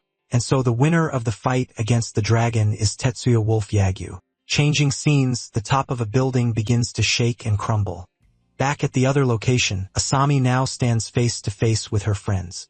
Totally surprised, they shout Asami's name without understanding anything. Running toward her, Asami asks them to wait and she'll explain later. With a smile, she says they have another priority right now. Pointing at the enemy, she says they need to give her a proper welcome. With great rage, the enemy screams about how they dared to land a hit. Swearing revenge, she says the girl will regret this in hell. Mocking the threat, she just repeats the word regret with a smile. Calling the enemy an old hag, she apologizes for what she's about to do. With a big smile, she warns that she's decided not to regret anything anymore. Furious, she says she won't let them make a fool of her. Launching her attack, she traps the girls in an impenetrable tide. Startled, she realizes the water barrier is going to separate them now. Shouting Lena's name, he prepares to try to do something, but she tells him to go as she wants to talk to her friend. With a serious look, he says he'll leave the dragon with her. Standing on the other side, the two watch the barrier close completely. In an instant, they're transported to a completely different place. Surprised, she questions whether the enemy pulled them into her own territory. Turning around, she says she has something important to tell the two of them. With a smile, she asks if they still remember that day. Still confused, she says yes. She remembers that event. Confirming the answer, the other girl says it would be impossible to forget. Going back 2 years, the three were taking a practical exam. She says if they defeat the demon, they'll have the best grades in the class. With a smile, she says Lena worries too much about things. The other girl agrees, saying they'll be fine like always. Still, Lena remains a bit apprehensive about the situation. Remembering the past, she recounts that she was much weaker and shyer. She says Erika and Asami always included her in every conversation. Being only a rank C, she was afraid of putting her friends in danger. Slapping her, Asami tells her to stop with all that nonsense. Hugging her friend, she tells her to stop worrying about it. She then says her friend just needs a little experience. Agreeing, the other one tells them to just do what they always do. Extending her hand, she tells her friend to trust her companions. With a smile, the two friends look at her with great confidence and calm, thinking to herself she believed there was no way they could lose. Suddenly, the demon grows stronger, surprising the three girls. Frightened, she screams that a lesser demon can't be this strong. Ordering them to fall back, she tells the two to get to the entrance. Thinking to herself, she figures it was a unique and special monster. That monster was too powerful for them face head-on. Desperate, she screams for her friend to run and get out of there. But Asami has struck full force. Back in the present, she says she thought a lot about what went wrong. With a sad look, she says the first one to blame was herself. If she had fought properly, she believes none of that would have happened. But the other girl says the fault was hers for being too confident, shouting. Asami says the fault wasn't either of theirs. She then asks the two to listen to her very carefully. Suddenly, the water barrier closes, engulfing all three. The enemy then reveals they're inside her own barrier. In her impenetrable tide, hell, she now has total control. Without the other mages, she says she's going to have fun with them. Promising to have fun, the enemy launches an attack in their direction. With a smile, Lena says giving water to an ice mage was a terrible move on her part and freezes all the water. Turning around, she says she's not the same weak little girl from before. Then she warns she can do this alone and will be really quick. Surprised by the attitude, Asami can't say a single word. Her other friend yells no because they don't know what to expect. Angrily, the enemy says they don't know their place. Emerging from the water, she says what Lena did was useless. She then screams that was nothing more than a bug bite. Yelling for them to be careful, Erika creates a sacred shield and protects them. She then realizes the barrier wasn't just to separate them. It's then revealed that the 6 dragons gained new hybrid powers. The power chosen by Nish was this large-scale barrier magic. Though not that strong, she can pull targets into her territory. Being the perfect ability, she can toy with her targets before killing. Screaming that she's on another level, she belittles the girl's power. Fighting against the vast ocean, the girl tries to protect her friends. With an evil smile, she says they can't win with weak powers. Her water strikes begin to emerge from all sides of the sanctuary. Protected by the barrier, they watch the attacks coming non-stop. Extending her hand, she strains to keep the sanctuary standing. Creating an energy dome, she protects them from all sides. With a smile, the enemy becomes irritated by those girls' audacity. Then she launches a series of powerful strikes against the sanctuary. With great effort, she manages to withstand the blows and maintain protection. Asking to come up with a strategy, she's interrupted by her friend. She then says she'll use her strongest spell to defeat the dragon. Grabbing her friend, she yells that none of them can win alone. Remembering the past, she says back then she was the first to fall. She says when she woke up, Asami was badly hurt after the fight. Crying, she screams she couldn't do anything while the two fought. Turning around, she says she needs to make up for being weak in the past. Determined, she says if she doesn't, she'll never be able to move forward. Surprised, she realizes her friend's words were for herself. With a sad look, Asami prepares to speak to the two friends. Asking them to listen, she says the fault for everything was hers. Turning to Lena, she says what happened was her fault. With a smile, she asks them to please blame her for the past. Faced with a strange energy, the two just watch the scene. Calling Masaki to leave, she asks if they're really going to abandon them. Explaining that the fight isn't theirs anymore, he says he already warned them. Shouting, she says that's not what she meant before. Asking her to feel the magic, they look at a large gate. Recognizing the energy, she realizes it's Captain Shin's magic. Surprised by the presence, he can't believe what he's sensing.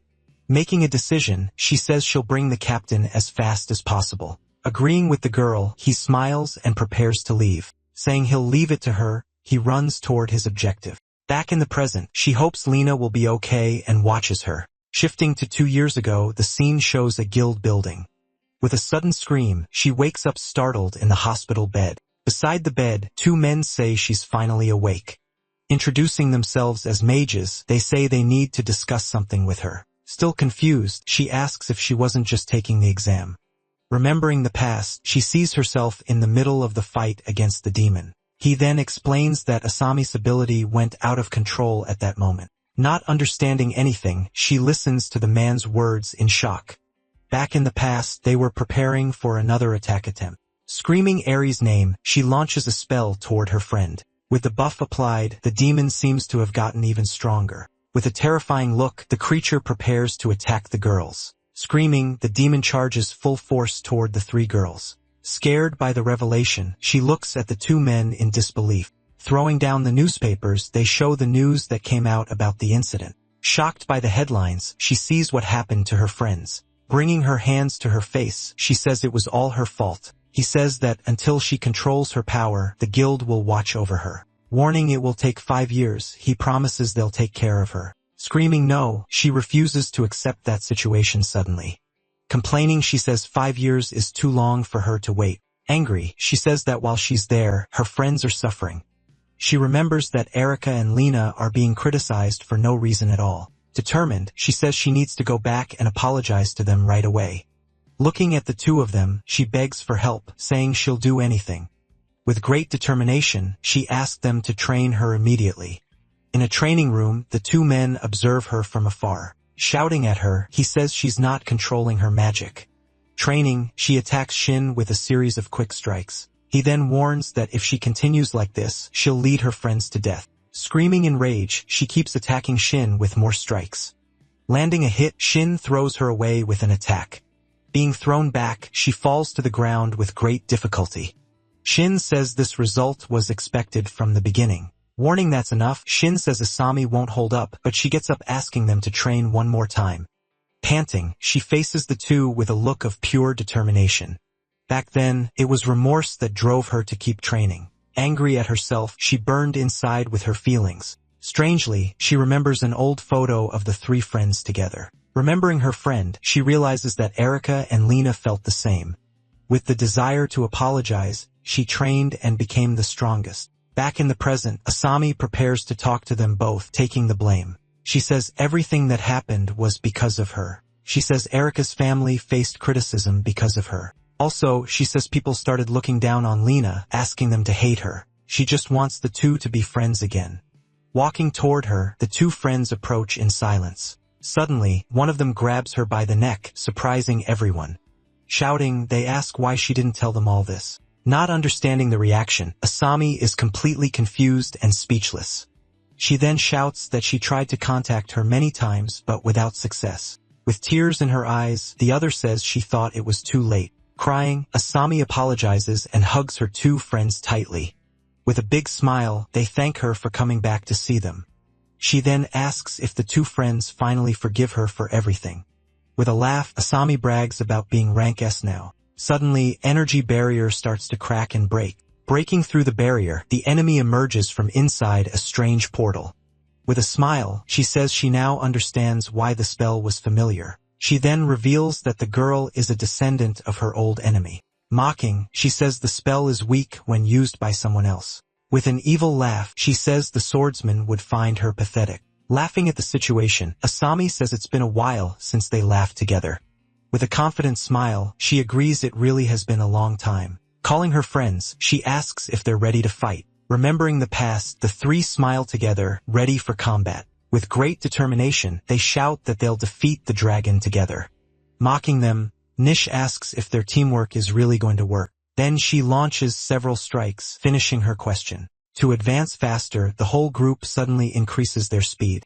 Running over the water, they get closer and closer to the enemy. One of the girls prepares a spell to try to stop Nish. Suddenly, a giant ice wall rises right in front of them. Breaking through the ice, one of the girls charges forward with everything. Warning that they're not done yet, she shows her determination for combat. Right after, another girl readies her sword skill. Meanwhile, the last one in the group creates a protective shield. Seeing that, Nish starts to ask them another mocking question. He responds by launching two powerful strikes toward the group, but one of the attacks is successfully blocked midway. Ready for impact, a girl prepares a magic defense circle. The enemy's strikes then collide against the newly created barrier. Surprised by so much power, he wonders how she used so many spells. Increasing the strength in her legs, a girl advances with a swift strike. A massive wave of water rises up and hits the enemy directly. Celebrating the hit, one of the girls shouts excitedly that it was a good one. Noticing something, another girl says, "No, that wasn't the end." She laments that the blow wasn't enough to defeat him. From afar, Nish simply says that's fine, facing the group. Taking back what he said, he tells them they've proven they're not trash.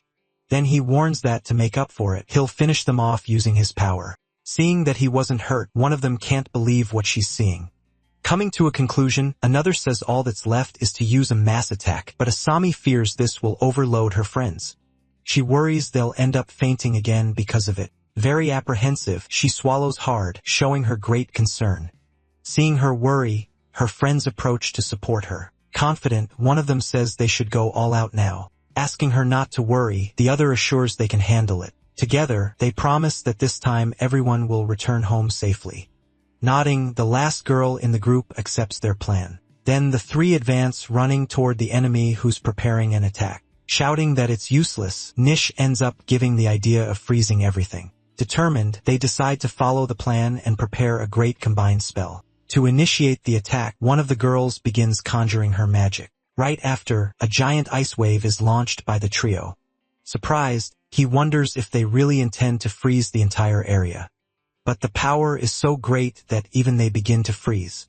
Realizing the situation, he says their bodies will give out first. Even freezing bit by bit, they continue keeping focus on their objective. Shifting to a memory, a man calls the two for a conversation. He hands over a paper asking them to remember the notes if they fight alone. Attentive, the two girls receive the instruction that was passed to them. One of them reads the paper hoping to never need to use that important advice. Thanking him, the other girl says she'll definitely make good use of it. With a smile, he then says goodbye, asking them to take care of everything. Back in the present, he says she's gotten stronger over these years. Reading the note, she remembers the warning about her power not keeping up. The advice said for her to trust her friend if she needed to. Understanding the message, she finally realizes what needed to be done there. She shouts that now she understands what it means to trust her companions. Seeing the sea freezing, he wonders if they don't fear for their lives. Angrily, he says he'll turn them into fish food soon.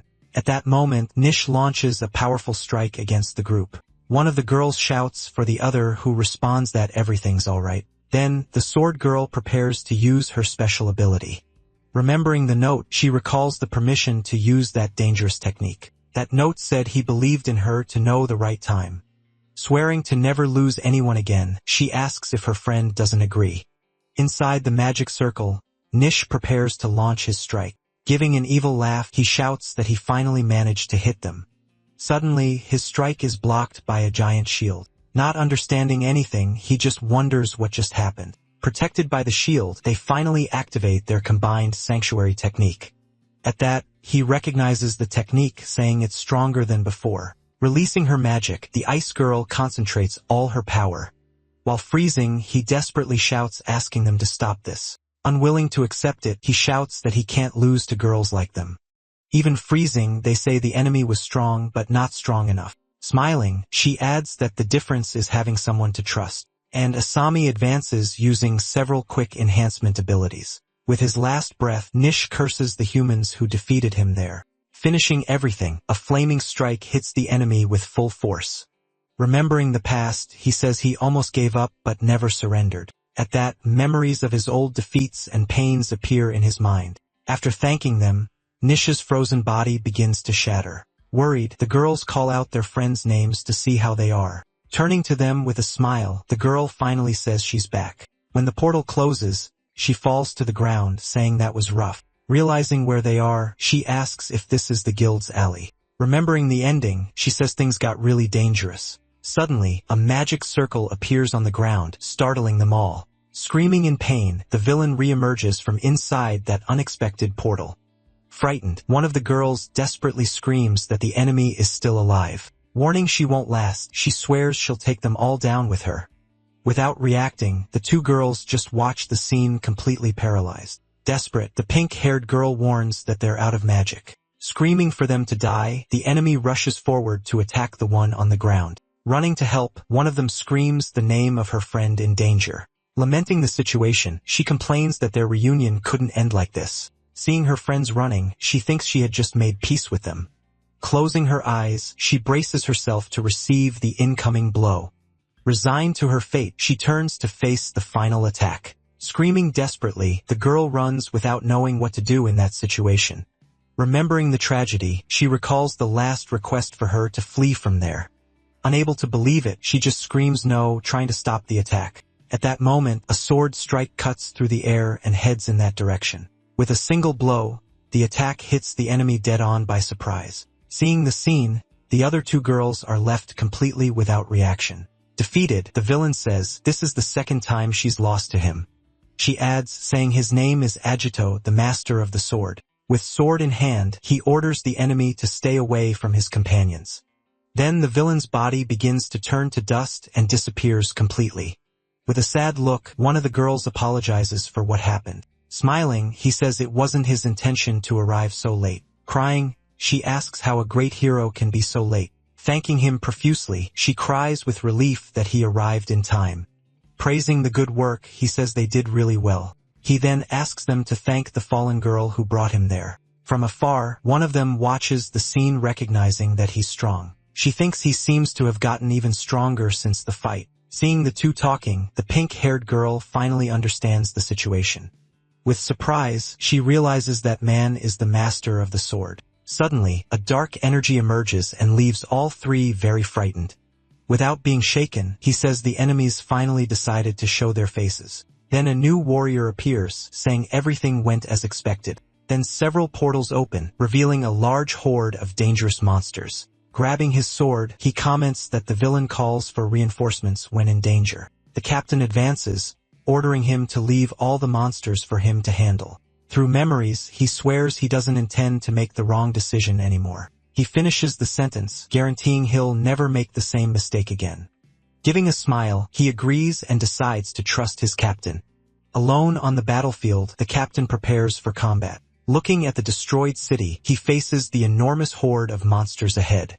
In a memory, he recalls the guard who used to stay at the old gate. That guard always greeted him with a smile despite everything. But now, the place was completely overrun by monsters of all kinds. Remembering the past, he says there used to be a hot dog stand there. When he was a student, he always bought his hot dogs at that very place. With a war cry, all the monsters advance together for the attack. Spinning his weapon, he delivers a circular blow that hits many enemies. With the impact of the attack, several monsters are defeated at once. Determined, he warns he won't let them destroy his memories. He then shouts that he won't allow them to crush his treasures again. Watching from afar, one of the girls says the captain seems different. The other responds that the expression on his face just seems gentler. Asking if something happened, he responds, yes. A lot happened between them. With a serious look, he observes what remained of the place ahead. Lamenting the destruction, he says they completely ravaged that place. He fears everything will repeat like 100 years ago if Ragnar returns. In fact, he believes the catastrophe might be even worse this time. Turning to the group, he warns he won't let them act anymore. With determination, he declares that the grudge of 100 years finally ends here. Suddenly, a huge explosion happens in a building right in the city center.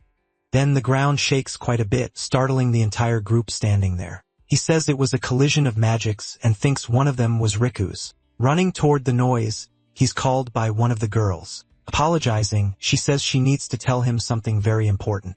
Not understanding, he asks her what happened. She then reveals that the important matter is about her great-grandmother. In a memory, she tells how her great-grandmother always told stories of her youth. In the stories, the two always appeared very happy and smiling at each other. But at some moments, her great-grandmother's expression would change and become sad. Explaining, she says her great-grandmother always became sad when talking about the swordsman.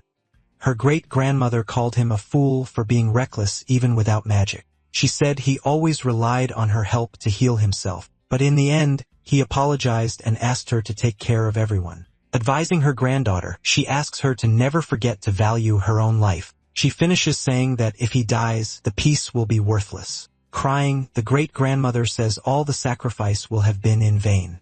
Hearing the story, he remains silent, processing the words he heard. Then she says he's the hope and asks him to promise something. Pleading, she asks that no matter what happens, he comes back alive. Smiling, she says that way he'll protect everyone's happiness. Changing scenes, a group discusses that only one of the 6 dragons remains. Knowing the dragon is strong, one of them says the fight will be decisive. Then the girl says she knows the fight is to protect everyone, but she asks him not to forget that everyone also includes himself. Surprised by what he heard, he can only say her name. Laughing, he asks if she ate something spoiled to say those things. Angry at the response, she lands a strong blow on him and calls him an idiot. Flying far from the blow, he shouts asking her to listen. Then he reveals he doesn't want to die either, leaving her quite surprised. He tells her he knows this fight won't be easy, but he says if he has to die to protect everyone, it'll be worth it. Clenching her fist tightly, she disagrees and says she doesn't accept that. Screaming, she demands he promise he'll come back alive for all of them. Seeing her expression, he's surprised and stares at her intently. Giving a slight smile, he finally promises he'll come back alive. He guarantees that this time he'll definitely succeed. To seal the promise, the two fist bump right there. From afar, the camera shows the scene of destruction where they are. Right in the middle of the city, a gigantic explosion suddenly happens. From a safe place, a man films the battle with his phone. With a smile on his face, he follows every detail of the confrontation. Arriving to help, a warrior prepares a magic attack circle. Another warrior is surprised, saying the opponent is stronger than he thought. Then 2 powerful strikes are launched toward the great enemy. Asking if they really don't understand, he continues speaking to the phone. Meanwhile, a shadowy creature emerges, attacking with several strikes from below. From below, the two just watch the enormous explosion happening. Irritated, he shouts he can't see that again. Then his partner says they need to figure out how his invisible strike works. With a smile, he states that only Ajito can challenge him. Back at the field, one of them warns that now is the time. Pointing his finger, he says he's going to put an end to this now. As they face each other, he hopes that when they're reborn, things will be different. He continues saying he hopes they get a little closer. Finishing the sentence, he says he hopes they reach his level. After speaking, Arios unleashes his strike against everyone who was there. Even after the strike, the two remain standing on the battlefield. At that moment, he realizes the situation got really bad. To retaliate, he uses his swordsmanship, launching a powerful thunderstrike. Seeing the result of the strike, the 3 opponents seem quite surprised. Suddenly, Ajito appears questioning what they said about his level. With a smile, Oreo says that Ajito, the master swordsman, has finally arrived. Shocked, Nagi tries to say who that man is who just arrived and that he's the legendary master swordsman. Interrupting, he says there's just one thing he'd like to correct. Remembering the past, he says that 100 years ago, he warned them about humans. Back then, he stated that a human could never defeat a dragon. Laughing a lot, he says he takes back everything he said before. Then he explains that he researched human culture and found it all very entertaining. Showing his cell phone, he mentions comics, anime, and social media. With his arms open wide, he says there are things there they'd never dream of. Confused, they wonder if he really is one of the 6 dragons. Talking about strength, he says he doesn't like losing one bit. Transforming, he says he can't allow humans to win. Completing the transformation, he shouts that he'll never allow that. Surprised, they realize the wings are the source of his strikes. Observing the scene, he says, "This is Erio's hybrid form. The moment has finally come as he endured everything to fight at full power." Saying he volunteered as a watchman, he crushes the cell phone to preserve his strength. Then he says now is the time to get his revenge. Seeking to avenge his defeat, he advances using his powerful desperado strike. To defend himself, Agito deflects all the strikes coming his way. His companion shouts for him to go since the strikes are visible now, but Agito interrupts him saying the fight isn't over yet. He explains that the invisibility power was traded for stronger strikes. Looking at Agito, he says he knows he needs to use everything to win. Then he warns that he'll start by breaking his opponent's weapon. Seeing so many strikes, his companion shouts Agito's name very worried. Agito realizes he's right. His old sword wouldn't withstand the blow. Remembering Mikoto and Dosetsu, he understands what he needs to do now. Holding the new sword, he simply thanks them for the gift received. Using his swordsmanship, he prepares to launch his 6th strike. Surprised, the opponent stares at the swordsman, not believing what's happening. He warns that the sword was made by 3 generations to be stronger. Leaping toward his rival, he manages to defend against the first of many strikes. Watching the exchange of blows, his companion finds that scene simply incredible. He comments that his strength and speed surpass those of any S-rank mage. Remembering the previous duel, he realizes the enemy didn't use his power. Then he turns and calls his partner Riku, ready to fight. Riku asks if they're just going to stand there while being protected. His partner reminds him of the oath they made when they were children. With a determined face, he prepares to finally enter the battle. Entering the fight, the two attack the enemy at the same time to help. Smiling, he says that wasn't bad and that he understands why they're rivals. Even so, he advances for another strong blow against the swordsman. Preparing a large attack, he asks if his rival can really withstand it. With a gesture, he sends all his strikes in Agito's direction. To defend himself, he prepares as a giant circle appears in the sky. With a smile, he announces he'll use his celestial judgment strike. Then an enormous energy blast descends with full force in his direction. Using his Yatsurugi swordsmanship, he prepares his counterattack to defend himself. He launches his red cloud strike, creating multiple strikes that rise rapidly. Seeing the counterattack, Oreos shows surprise at his power. Right after the two powerful strikes end up colliding in a massive explosion. Even injured, he says his opponent really isn't an easy enemy. Seeing what happened, he says that's the true power of Oreos. Smiling, Oreos asks what he thinks of the city's current situation. From atop a building, he watches his enemy as the ground trembles. At that, several city buildings begin to crumble with the energy released. He realizes that can't be true, being the dragon god's magic. Oreo says the resurrection is near and asks why he stopped. Irritated, he prepares to finally advance against his great opponent. At that, he advances, clashing his sword against his opponents in a strike. Taunting, he says this is the price for leading the team alone. Then he continues, saying the fault lies in not training a successor. Laughing loudly, he shouts, that's why he'll be defeated. Suddenly, a dark creature appears in the middle of the battlefield. Right after, several dark creatures surround Oreos who's already wounded. Attacking back, he unleashes multiple strikes against all the creatures there, telling him to stop talking nonsense. One of them calls him a cell phone addict. Attacking Oreos, he launches a strike and then attacks with the sword. Meanwhile, his partner laughs, saying he got him with that insult. Seeing the scene, Agito is surprised by his two partners' attitude. Shouting to Agito, they tell him to go and that they'll take care of everything. Insisting, he tells Agito to hurry because the hero needs to do his job. Very angry, Arios complains that the two are very annoying.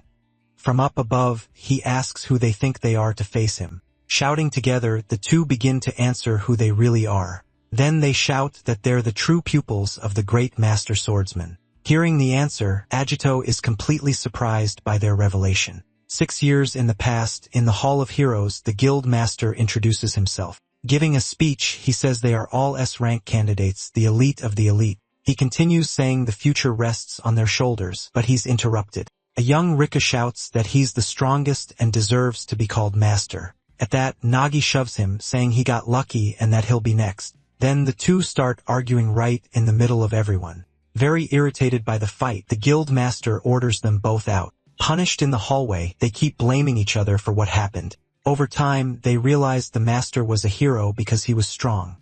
A few years later, the students hear that a new S-rank gate has appeared. Scared, they remember that many died until Riku arrives and questions them. With a smile, he says the danger doesn't matter because it's a chance. He reminds them that he and Nagi already closed an rank gate before.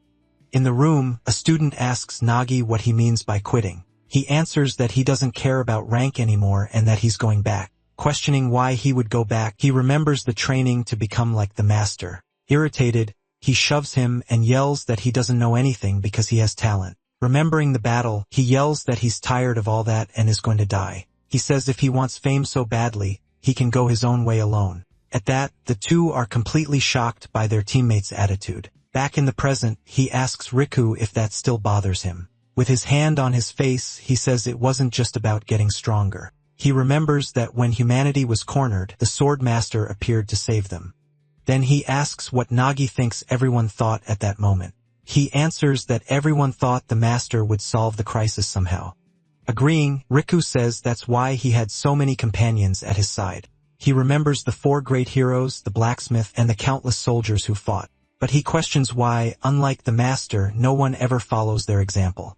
So he understands that to become the Master, it's not just about strength. Nagi realizes that all this time, they only thought about getting strong like him. He says what they always admired since childhood was something greater. Then he adds, saying it was the life of the great sword master. He explains it was his way of protecting everyone around him. Suddenly, Riku stands up and shouts loudly in the middle of the room. Determined, he says he won't try to become the great master anymore. Shouting, he says instead he'll be the sword master's disciple. Turning to Nagi, he says they should follow his way of life. He says it's not too late and they'll have more chances to fight now. He explains he'll follow his master, saving as many people as he can. Nagi calls it a good idea, but Riku denies being a fool. With a smile, Nagi thanks Riku for the new perspective on life. Punching his shoulder, he says he won't leave him alone in this. Then he says he'll also be a disciple of the great sword master. From that day forward, they changed, understanding what they truly needed to do. Carrying their hero's will, they came to have a single objective. Back in the present, they shout that they are the sword master's disciples. Surprised, Ijito stares at them, while Ario seems unable to believe what he hears. Then he says he never had disciples, not even in his past life. Confused by the response, Ario says they seem worse than him.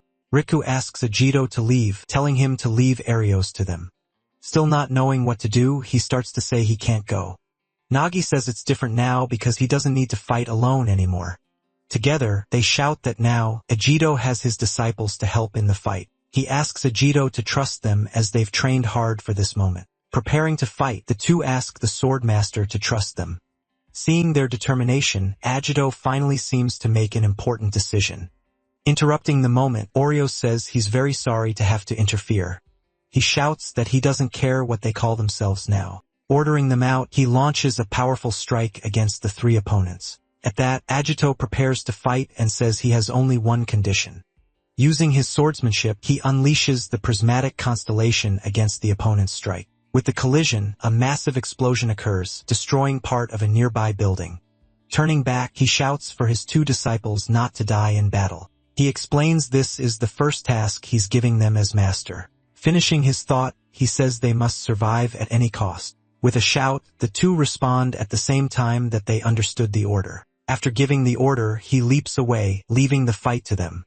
Down below, one of them tells the other not to get too excited about it. In the sky, Oreos warns that they're only beginning the great battle. He says he waited for many years to be able to fight the swordsman, but he complains that the 2 showed up and ruined the fight he wanted. Seeing the scene, the 2 stare at Oreos, who starts laughing at the situation. Suddenly, he gets very angry at what they did down there. Shouting that it's unforgivable, he launches a huge strike against the two disciples. At that moment, the two are hit head-on by several energy blasts.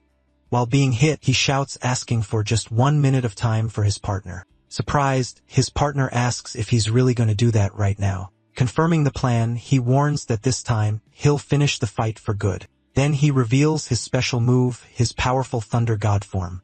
Hit by the strikes, he says he already knows what his partner's technique is. Realizing the plan, he decides he'll also go all out against the enemy. Charging forward, he advances alone against the massive number of attacks coming his way. Oreos faces them, saying they don't even come close to the master's power. Determined to attack, he warns that he'll take down one of the two opponents first. Questioning Oreo's words, a dark energy begins to emerge around him. He shouts that's exactly why they're trying so hard. Activating his Dark Knight mode, he prepares to counter the strikes. His special ability is that of a mage who uses the power of darkness. Being one of his trump cards, Dark Knight mode is risky. He trades physical exhaustion and loss of control for an ideal fighting style. On the other side, Riku declares himself as the true disciple of the Master Swordsman. Nagi also says he won't disappoint his master, preparing his next strike. Using the 6-cut strike, he advances against the enemy's attack. With his face transformed, he shouts that he won't fail no matter what. Being hit, Arios realizes what's happening right now. He recognizes that was the Master Swordsman's 6-cut strike. In disbelief, he asks if he managed to imitate the technique alone without any help. Leaping toward Oreos, he prepares to use his final strike on him. Shouting that he's the master's disciple, he launches a powerful strike against Oreos. Taking the hit full force, Oreos falls to the ground surprised by the attack. Very tired, he says maintaining the knight form is already quite difficult. He complains that imitating the master's technique is too heavy for his body. Even knowing the risks, he says he was ready to use his techniques. He says nothing will stop him from getting closer and closer to the master. Imitating the Yatsurugi swordsmanship, he prepares to attack with everything he's got. Shouting, he launches his red cloud with black flames strike against Oreos. Seeing the scene, Oreos is completely surprised by what's happening. Completely breathless, he stands still in the middle of the destroyed battlefield. At that moment, his arm begins to crumble because of the power used. Observing the result of the strike, he faces the smoke rising across the field. Surprised, Oreo says he had no idea what was happening. Even all wounded, he says he needs to reassess his evaluation of his opponent. On his knees, he hears Oreo say that he's worthy of being a disciple, but he warns that the disciple is still far from reaching his master. Saying it's all over, he warns that he bought the time his partner needed. Not understanding, he hears his partner shout that he got him 1 minute. At that moment, a massive energy explodes, preparing the next phase of the fight. Shocked, Oreos faces the new power that just emerged before him. Confirming what happened, he says his partner is a true disciple. To counterattack, he uses his strengthening technique to change form. Completing the transformation, he finally activates Thunder God form. Remembering the past, he realized the master's technique was the final dawn. This is a difficult technique he learned to imitate with his power. His version of the strike is called Thunder God form, his supreme technique. In disbelief, he questions where all that power suddenly came from. Explaining about his form, he says it's not very efficient. Therefore, he warns he'll end everything in just 10 seconds. At that, Oreos remembers when he faced a dragon in the past. With great anger, he shouts that human beings are very irritating. Launching his strike, he attacks with Celestial Judgment once more. Dodging the strike, he prepares to counter the enemy's attack. Then he counterattacks, launching a powerful energy strike upward. In the collision, the two strikes end up causing a massive explosion at the site. His partner calls him from behind, leaving Oreos completely surprised. Now with Oreos surrounded, Riku prepares for the attack. In a double attack, they land several strikes on Oreos at the same time. While fighting, he says he didn't tell his master Ajito one thing. He remembers he was happy to learn he was the master swordsman, but he admits they're still too inexperienced to call themselves disciples. Being hit, he shouts he'll use this fight to prove his worth. Gathering all his energy, he prepares to finally introduce himself. Launching his strike, he shouts that he's Riku Oto, disciple of the master swordsman. With a determined face, he faces his opponent after launching the strike.